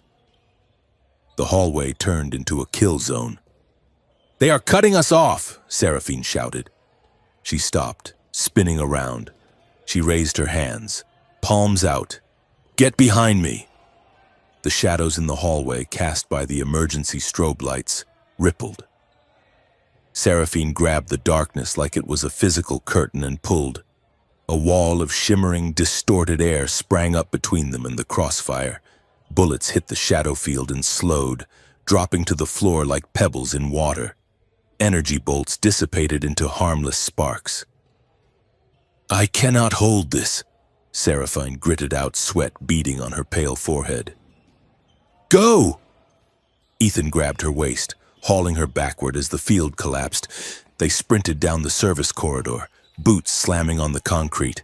They reached a heavy blast door. Ethan swiped the keycard. Red light. "Mara!" Ethan yelled. "I'm on it!" Mara slammed her datapad against the lock panel. "Bypass! Come on, you piece of junk!" The door hissed open. They dove inside just as a grenade detonated in the hallway they had left, shaking dust from the ceiling. They were in a backstage staging area, a maze of curtains, light rigs, and unused podiums. The roar of the assembly hall was audible through the thin walls, thousands of people murmuring, waiting for the speech. Seraphine collapsed against a crate. She was gasping, clutching her stomach. Her skin was gray, the bioluminescence fading to a dull, dying flicker. "Seraphine?" Ethan dropped to his knees beside her. She looked up. Her eyes were wide, the pupils blown out. She was shaking violently. "The magic," she wheezed. "The shadow field, it costs too much. I am empty." She looked at Ethan, and for the first time, he saw genuine terror in her face, not fear of death, fear of herself. "Ethan, get away," she whispered. "My control is slipping. I can smell the blood from your cut. I can hear your heart. If I lose it, I will become the propaganda. I will attack you. I will be the monster they say I am." She tried to push herself further into the corner, curling into a ball to protect him from her own instincts. Ethan didn't back away. He moved closer. "Look at me," Ethan said. His voice was calm, cutting through the panic. Seraphine shook her head, squeezing her eyes shut. "I am starving. I am dangerous." "You are Seraphine," Ethan said. He reached out and took her face in his hands, forcing her to look at him. "You have stopped every single time. You have more discipline in your little finger than Sterling has in his entire army. You aren't going to hurt me." "I want to," she confessed, a tear leaking from her violet eye. "My body wants to tear you open." "But you are not your body," Ethan said fiercely. "You are your choices. Decide, right now, in this moment, do you choose the hunger, or do you choose me?" Seraphine stared at him. She saw the trust in his eyes, absolute unwaverings, and it anchored her. It gave her a reference point outside of the pain. "I choose you," she whispered. "Then take what you need," Ethan said, "to survive. To fight, not a drop more. He offered his wrist. She didn't lunge. She leaned forward, trembling, and kissed the skin first. Then she fed. It was brief, controlled. Ethan felt the sharp pull of energy leaving him. But before the dizziness could set in, she stopped. She pulled back, wiping her mouth. Her eyes flared bright violet again, power returning to her limbs. "Enough," she said, standing up. She looked stronger, sharper. "I am back." "Good," Ethan said, wrapping his handkerchief around his wrist. "Because we have a show to crash." Suddenly, the door to the staging area flew open. 3 of Kale's Noctis assassins burst in. "Traitor!" the leader screamed, raising a blade. Seraphine didn't use the shadows. She moved. She was a blur of blue velvet and kinetic force. She disarmed the first assassin with a wrist lock that snapped bone, kicked the second into a lighting rig, and caught the third man's blade with her bare hands, stopping it inches from Ethan's throat. She twisted the blade away and shoved the assassin backward. He stumbled, falling into a stack of chairs. "Stay down," Seraphine commanded. Her voice was royalty. "We are not enemies. Kale is using you." The assassin hesitated, looking at her, then at the door where terrified cleaning staff were cowering. A stray shot from the hallway punched through the wall, shattering a light fixture above the cleaners. Glass rained down. Seraphine moved instantly. She threw herself over the cleaning staff, 2 humans huddling in fear, shielding them with her own body as debris fell. The assassin watched. He saw the traitor protecting humans. He saw the monster saving the weak. He lowered his weapon. "Go!" Seraphine said to him. "Before I change my mind." The assassin fled.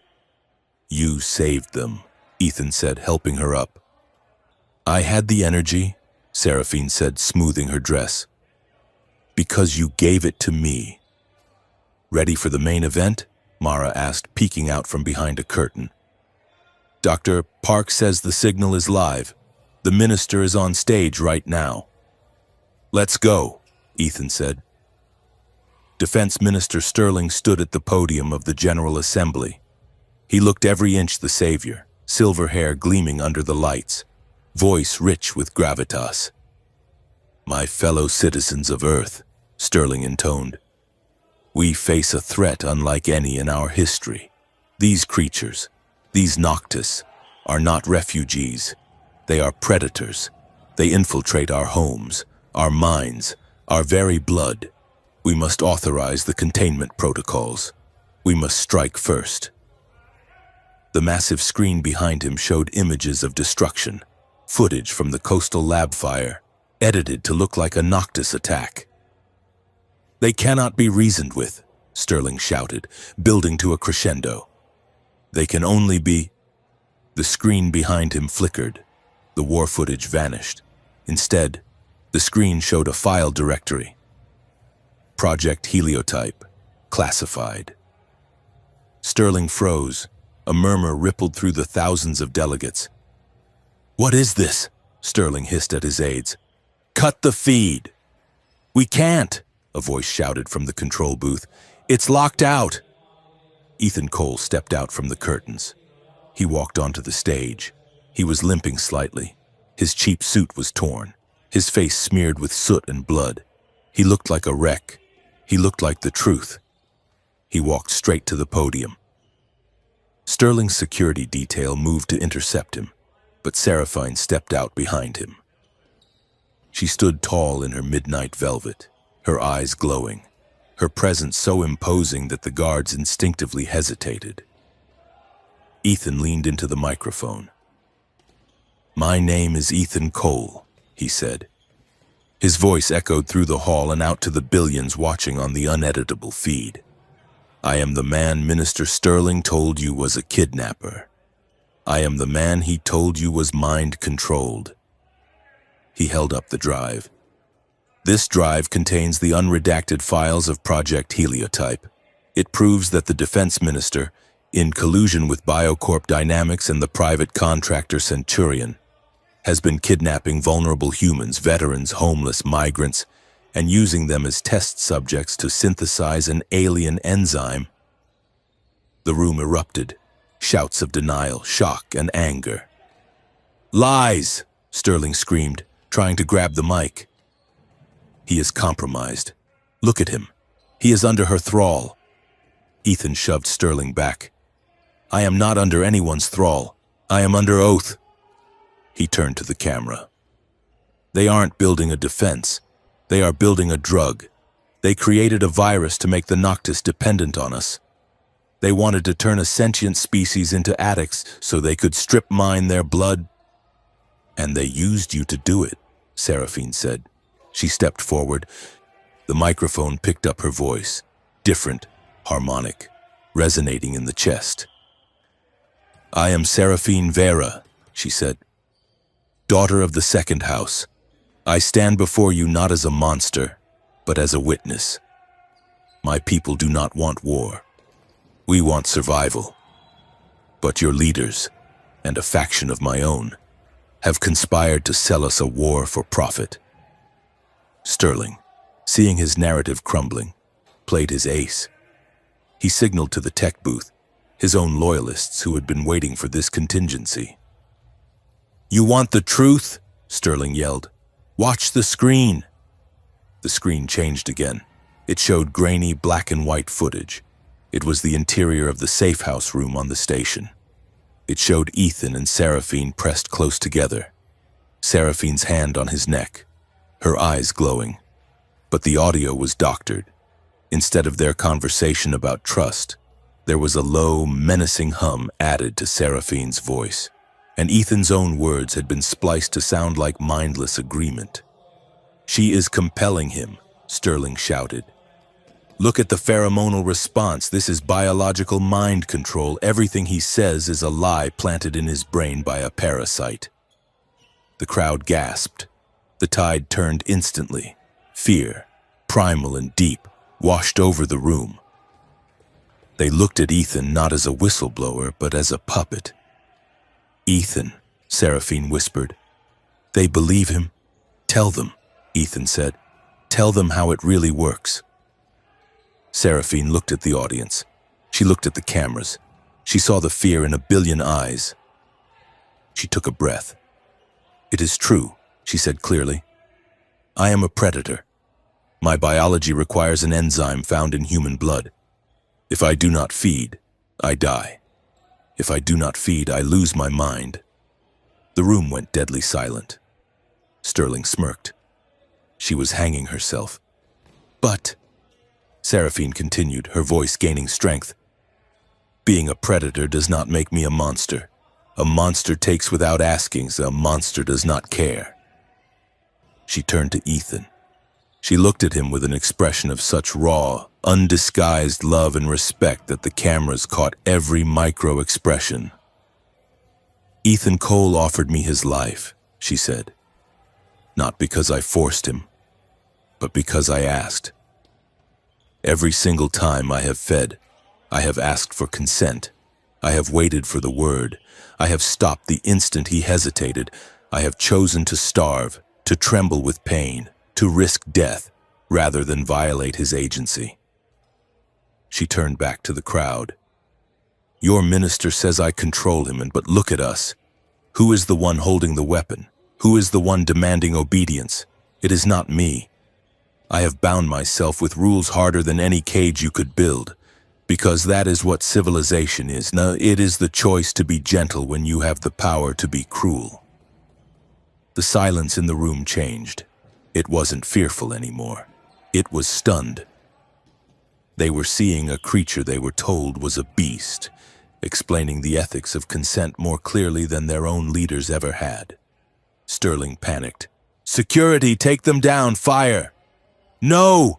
someone shouted from the floor. "Let them speak!" Suddenly, the skylight above the podium shattered. A figure dropped from the ceiling, landing on the stage with a heavy thud. It was Kale. He was burned, his robes torn, his face a mask of insanity. He held a disruptor blade that crackled with unstable energy. "Enough talk!" Cale screamed. "If they want a monster, I will give them one." He lunged at Seraphine. The blade swung in a lethal arc toward her chest.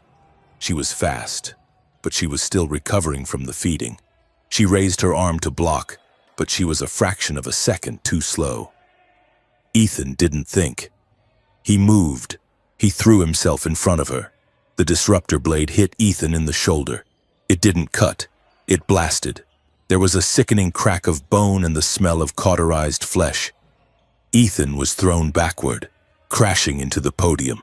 "Ethan!" Seraphine screamed. The sound that came out of her was not human. It was a harmonic shriek of pure grief and rage that shattered the glass pitchers on the table. Cale stood over Ethan, raising the blade for the killing blow. A pathetic shield for a weak queen. Seraphine moved. She didn't use shadows. She used brute, terrifying speed. She crossed the distance in a blur. She grabbed Cale's wrist, the one holding the blade, and twisted. There was a snap loud enough to be heard in the back row.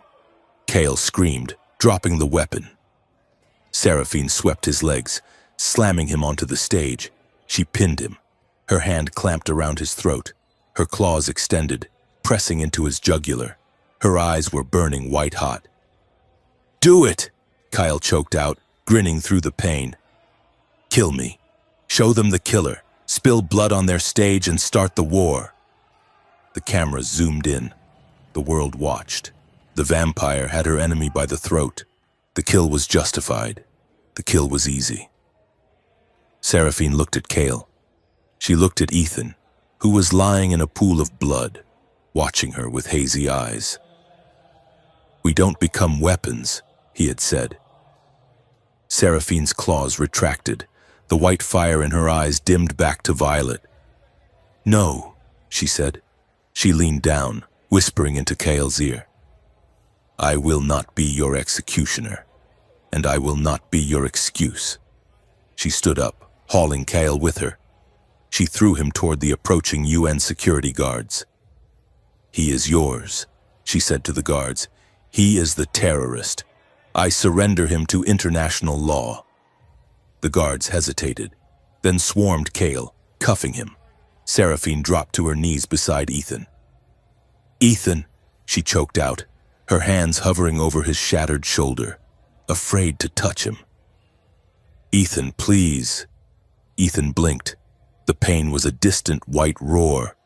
He looked at the cameras, then at Sterling, who was being surrounded by angry delegates and his own confused security team. "Did we crash it?" Ethan whispered. "We crashed it," Seraphine sobbed, tears cutting tracks through the soot on her face. "The world saw everything." Ethan smiled, his teeth stained red. "Good show." His eyes rolled back. He collapsed. "Medic!" Seraphine screamed, her voice cracking. She gathered him into her arms, heedless of the blood ruining the velvet dress, heedless of the cameras, heedless of the politics. She rocked him back and forth, shaking, whispering a litany into his hair. "I will not lose you. I chose you. I will not lose another person I chose." The broadcast feed showed the alien princess holding the broken human soldier, weeping over him. It was an image that burned through the fear, through the propaganda, and into the collective conscience of the planet. Around them, the chaos of arrests began. Sterling was being led away in handcuffs. Kyle was being dragged out. The treaty vote was dead. But in the center of the stage, in the circle of light, the war was already over. The love story had won. The fall of Defense Minister Sterling was not a grand, cinematic explosion. It was a frantic, undignified scramble across a wet tarmac at a private airfield in upstate New York. He had shed his suit jacket, his tie was undone, and he was screaming at a pilot who refused to unlock the cabin door of the private jet. The pilot was watching a live stream on his phone, the image of a bruised Ethan Cole and a regal, terrifying Seraphine Vera standing on the stage of the United Nations. The pilot looked at the minister, then at the phone. and simply shook his head, cutting the engines.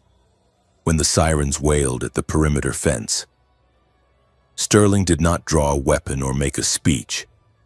He sat on his expensive luggage and wept, not for the lives he had destroyed, but for the loss of his own narrative. The collapse of Centurion private security was louder. It was the sound of 1,000 non-disclosure agreements shredding at once.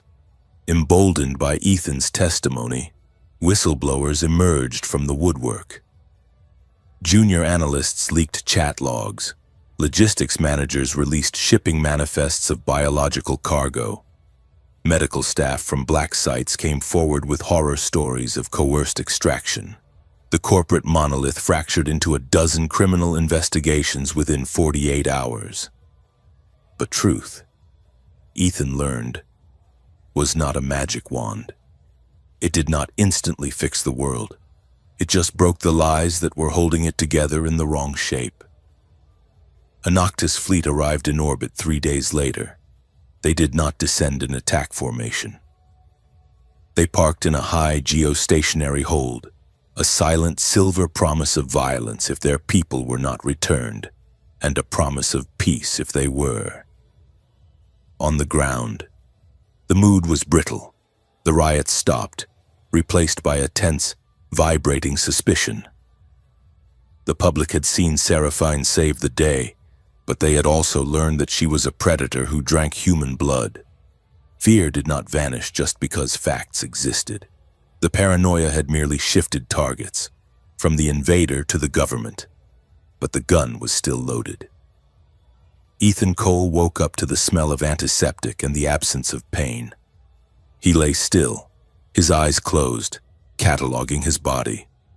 His shoulder throbbed with a dull, managed ache, post-surgical reconstruction. His ribs felt tight but whole. The deep, marrow-deep exhaustion that had defined his life for weeks was gone, replaced by a strange, floaty lethargy. He expected to feel restraints. He expected the cold metal of handcuffs or the hum of a containment field. He opened his eyes. Sunlight, bright and unfiltered, streamed through a window that was not barred. He was in a hospital room, a high-end private suite that looked more like a hotel than a prison. There was a vase of real flowers on the side table, lilies, smelling of dust and sweetness. Ethan sat up, panic flaring in his chest. A trap. It had to be a trap. Sterling's people would put him in a gilded cage before they killed him. The door handle turned. Ethan tensed, his hand instinctively reaching for a weapon that wasn't there. The door opened, and Seraphine walked in. Ethan stared. His brain refused to process the image. Seraphine Vera, daughter of the second house, the woman who wore midnight velvet and commanded shadows, was wearing a pair of faded blue jeans and a white cotton t-shirt that read, "I love Nwai" in peeling red letters. Over it, she wore a stiff, oversized denim jacket. She walked with a strange, deliberate clomp, her arms held slightly away from her sides as if the fabric was attacking her. She looked like a runway model trying to blend in at a monster truck rally and failing spectacularly. She stopped at the foot of his bed, adjusting the collar of the jacket with a scowl. "This textile," she announced, her voice as formal and melodic as ever, "is incredibly inefficient. It restricts the deltoids," and the slogan on the thoracic region. "Is it a command or a statement of fact? Because I do not love this city. It is loud and smells of hydrocarbons." Ethan looked at her. He looked at the ridiculous tourist shirt. He looked at the deadly serious expression on her alien face. A laugh bubbled up in his throat. It started as a chuckle, then cracked into a wheeze, and then exploded into a full-bodied laugh that pulled at his stitches. "You are laughing," Seraphine observed, tilting her head. "Is the camouflage ineffective? Mara selected it. She called it urban casual." "It is perfect," Ethan gasped, clutching his ribs. "It is absolutely perfect." The laughter didn't stop. It kept coming, shaking his shoulders. But the sound changed. The edge of hysteria crept in. The tears started. He wasn't laughing anymore. He was sobbing. He covered his face with his hands. He was alive. He wasn't in a cell. She wasn't dead. He felt the mattress dip. Cool. Strong hands gently pulled his hands away from his face. Seraphine sat on the edge of the bed. She didn't hug him. She knew he was injured. But she rested her forehead against his. Her violet eyes deep and calm. "We are not in a cage, Ethan," she whispered. "I demanded it in writing. Clause 17 of the ceasefire, joint medical oversight, neutral ground, no guards inside the room." "You negotiated my hospital stay," Ethan choked out, wiping his eyes. "I negotiated our freedom," she corrected, "and I threatened to dismantle the United Nations building brick by brick if they refused. It was a productive meeting." Ethan looked at her, really looked at her. She was wearing the clothes of the people who wanted to hunt her, trying to bridge a gap that was light years wide. "You look ridiculous," he said softly. "I look approachable," she countered, smoothing the denim. "And you look alive." "Yeah," Ethan said, breathing out the last of the terror. "I think I am." Recovery was not a straight line. It was a navigation of ruins. 2 days later, they sat in a conference room attached to the medical wing. Mara was there, looking exhausted but electric, typing on 3 devices at once. Dr. Leon Park sat opposite them, looking like a woman who had shed a heavy coat. "The good news," Mara said, not looking up from her screen, "is that you are technically a hero. Ethan, the charges of kidnapping and treason have been dropped. The bad news is that half the country thinks you are a patient zero for alien mind control, and the other half wants to interview you for morning talk shows. Your apartment has been seized as evidence. Your bank accounts are frozen pending audit, and your name is currently trending alongside the hashtag vampire lover. My life is a dumpster fire," Ethan summarized. "A heroic dumpster fire," Mara corrected. "Seraphine, you are polling better. People like the warrior princess angle. But there is a very loud, very angry minority calling for your deportation or execution. You are a lightning rod." "I have been called worse," Seraphine said, examining a paper cup of coffee with suspicion. Dr. Park cleared her throat. She slid a tablet across the table. "The interim government offered me a deal," she said quietly. "Full immunity, reinstatement at BioCorp. They want me to continue the enzyme synthesis, but ethically. They want to create a synthetic substitute so the Noctis don't need human donors."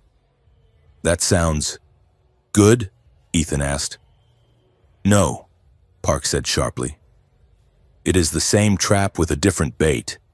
If we synthesize the enzyme here, on Earth, using Earth-controlled patents, the Noctis still become dependent on our supply chain.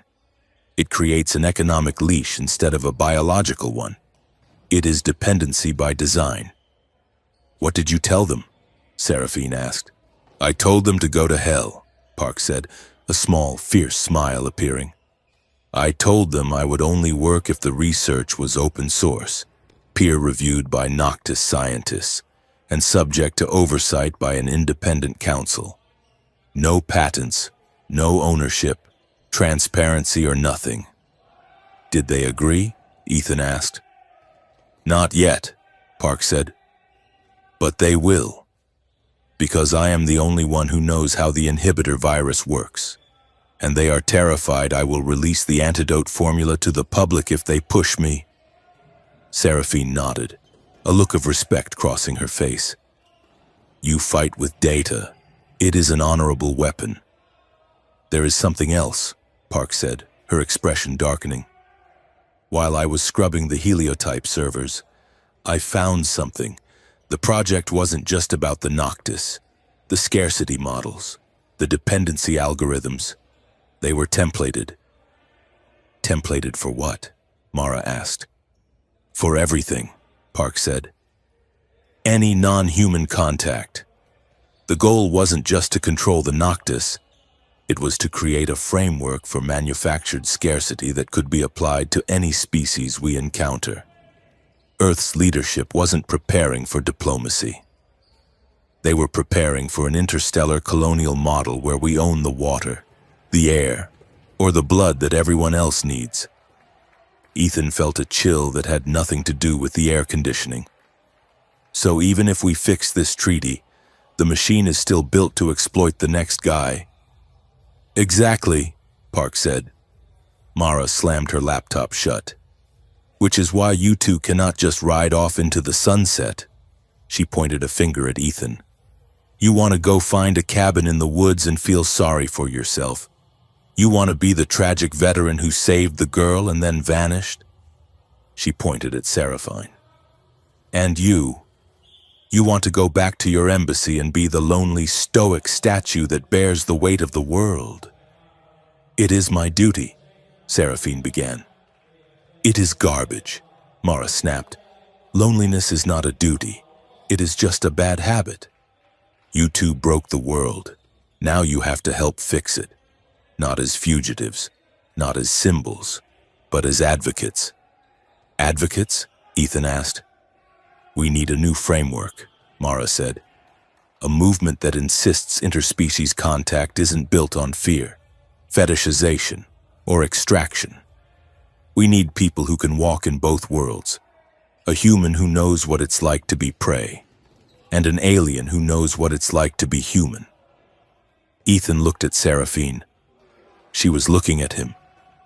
The idea terrified him more than the gunfight. It meant staying in the light. It meant never hiding again. We don't run, Seraphine said softly. No, Ethan agreed. We don't run.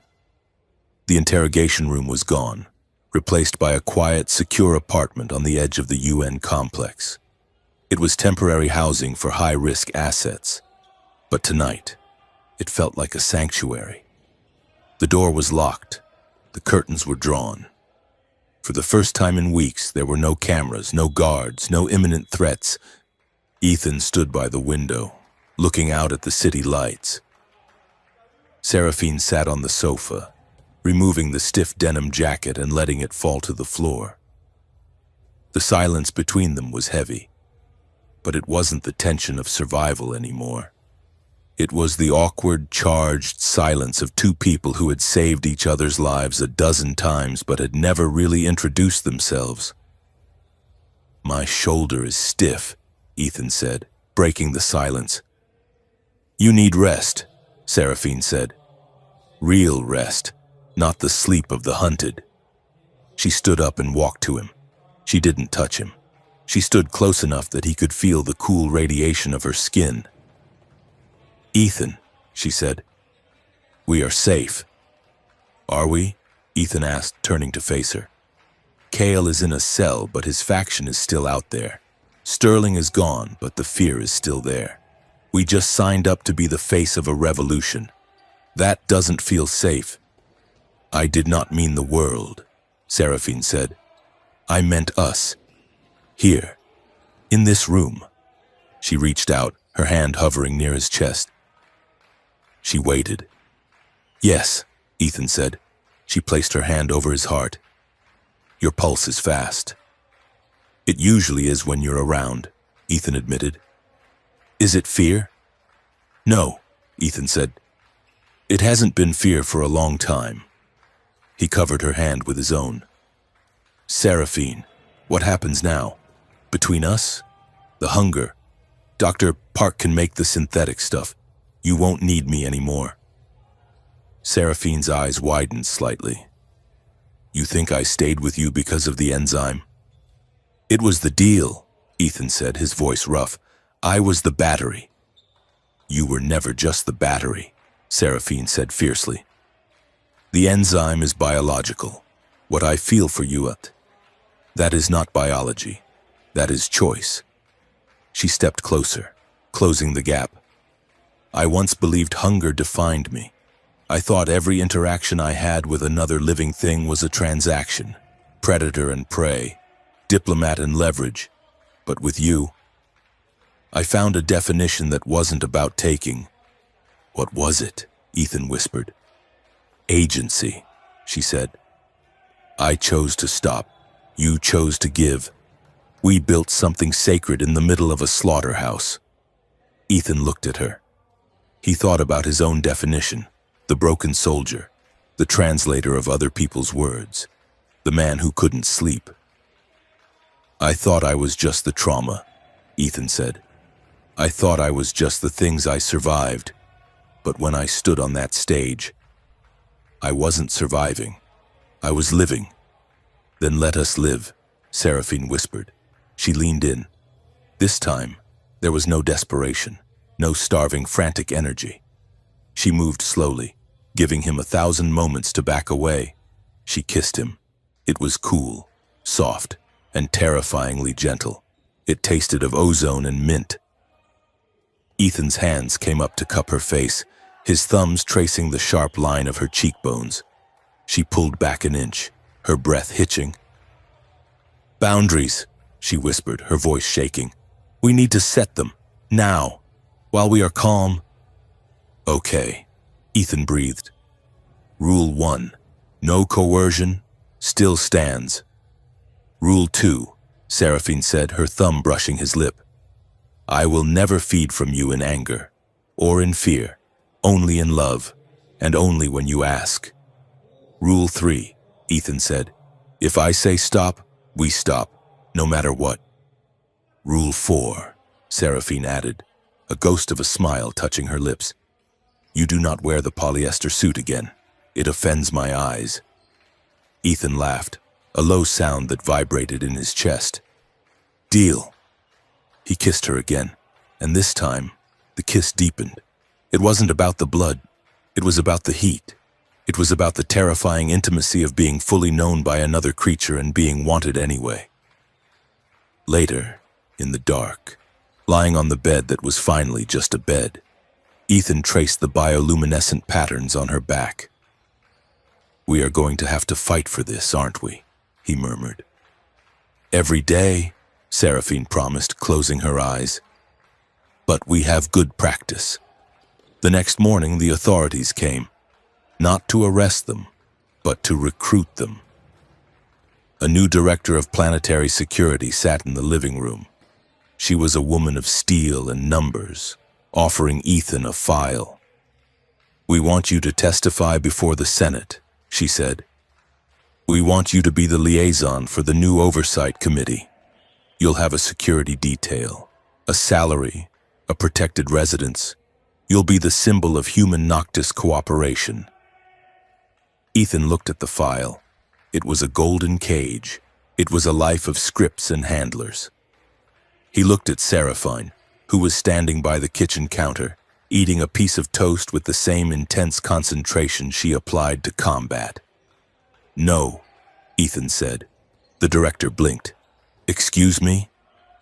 I will testify, Ethan said. But I won't be your liaison, and I won't live in your protected residence. Mr. Cole, you are a target, the director warned. Without our protection. The protection feels like another cage, Ethan said. I'm done with cages.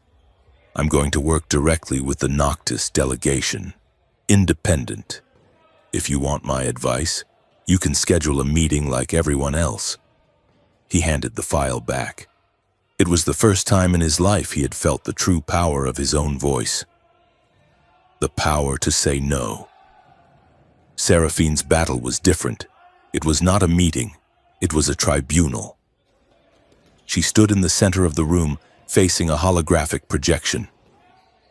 3 towering figures shimmered in the air, the matriarchs of the Noctis High Council. Her mother sat in the center. You have disgraced the bloodline, the matriarch intoned, her voice a chorus of disappointment. You allowed yourself to be captured. You allowed a human to touch you. You broadcasted our biological weakness to the galaxy. I broadcasted our ethics, Seraphine replied, her head held high. I showed them that we are not animals. Kale Rinth warns us from his cell, the matriarch said. He says the humans will use your affection for this male to manipulate us. He says other factions are coming, those who do not care about treaties. Let them come, Seraphine said. Kale lived as a puppet of a prophecy he wrote himself. I refuse to live that way. You are recalled, the matriarch commanded. Return to the homeworld. We will reassess your utility. No, Seraphine said. The hologram flickered. Denial was not a concept the matriarchs were used to. I am not property of the crown, Seraphine said, her voice ringing with the steel she had forged on Earth. I am an envoy, and my work is here. I will remain. I will help rewrite the treaty, and I will do it by my own choice. She looked her mother in the eye. If you want a puppet, send a drone. If you want a daughter, accept that she is free. She cut the connection. The holograms vanished. Seraphine let out a long breath, her shoulders slumping. Ethan stepped out from the hallway. That went well. I have been disowned, Seraphine said, a small, terrified smile forming. It is exhilarating. The final beat of their story began at the spaceport, but not in the shadows. They walked through the main concourse of the terminal. People stared, some pointed, some filmed with their phones, a few shouted insults, but more just watched in silent awe. Ethan Cole, wearing a simple jacket and jeans, walked beside Seraphine Vera. She wore her diplomatic robes, but she had left the collar open, revealing the human necklace Ethan had bought her at a tourist shop, a small silver globe. They weren't running. They were boarding a shuttle to Station Delta 9, which had been declared neutral territory for the new treaty talks. They reached the airlock. A Noctis honor guard was waiting, loyalists who had defected from Kale's madness after seeing the broadcast. They bowed as Seraphine approached. She didn't acknowledge the bow. She turned to Ethan. Ready to go back into the belly of the beast? She asked. As long as I'm not cargo this time. Ethan smiled. Never cargo, she promised. Partner. They stepped onto the ship. The airlock cycled shut, sealing out the noise of Earth. Later, on the observation deck, they watched the blue marble of Earth recede into the black velvet of space. They will try to take it back, you know, Seraphine said quietly. The politicians, the corporations, they will try to label us, use us, and own us again. Let them try, Ethan said. The world will always try to own what it fears, and what it desires. Seraphine added. Freedom isn't about them stopping, Ethan said. It's about us insisting, on our consent, on our story. They can't edit us anymore. Seraphine, we're live. Seraphine looked at the stars. A billion burning suns, a billion possibilities. The future was uncertain. The treaty might fail. The peace might break. But she wasn't afraid. She looked down at her hand, resting on the railing. She moved it an inch to the left. Her fingers brushed Ethan's. It was a small contact. Gentle, intentional. A choice made in the silence of the void. Ethan turned his hand over, interlacing his fingers with hers. He squeezed, a signal of presence, of solidarity, of love. Together. They turned away from the window and stepped forward into the uncertain, beautiful dark.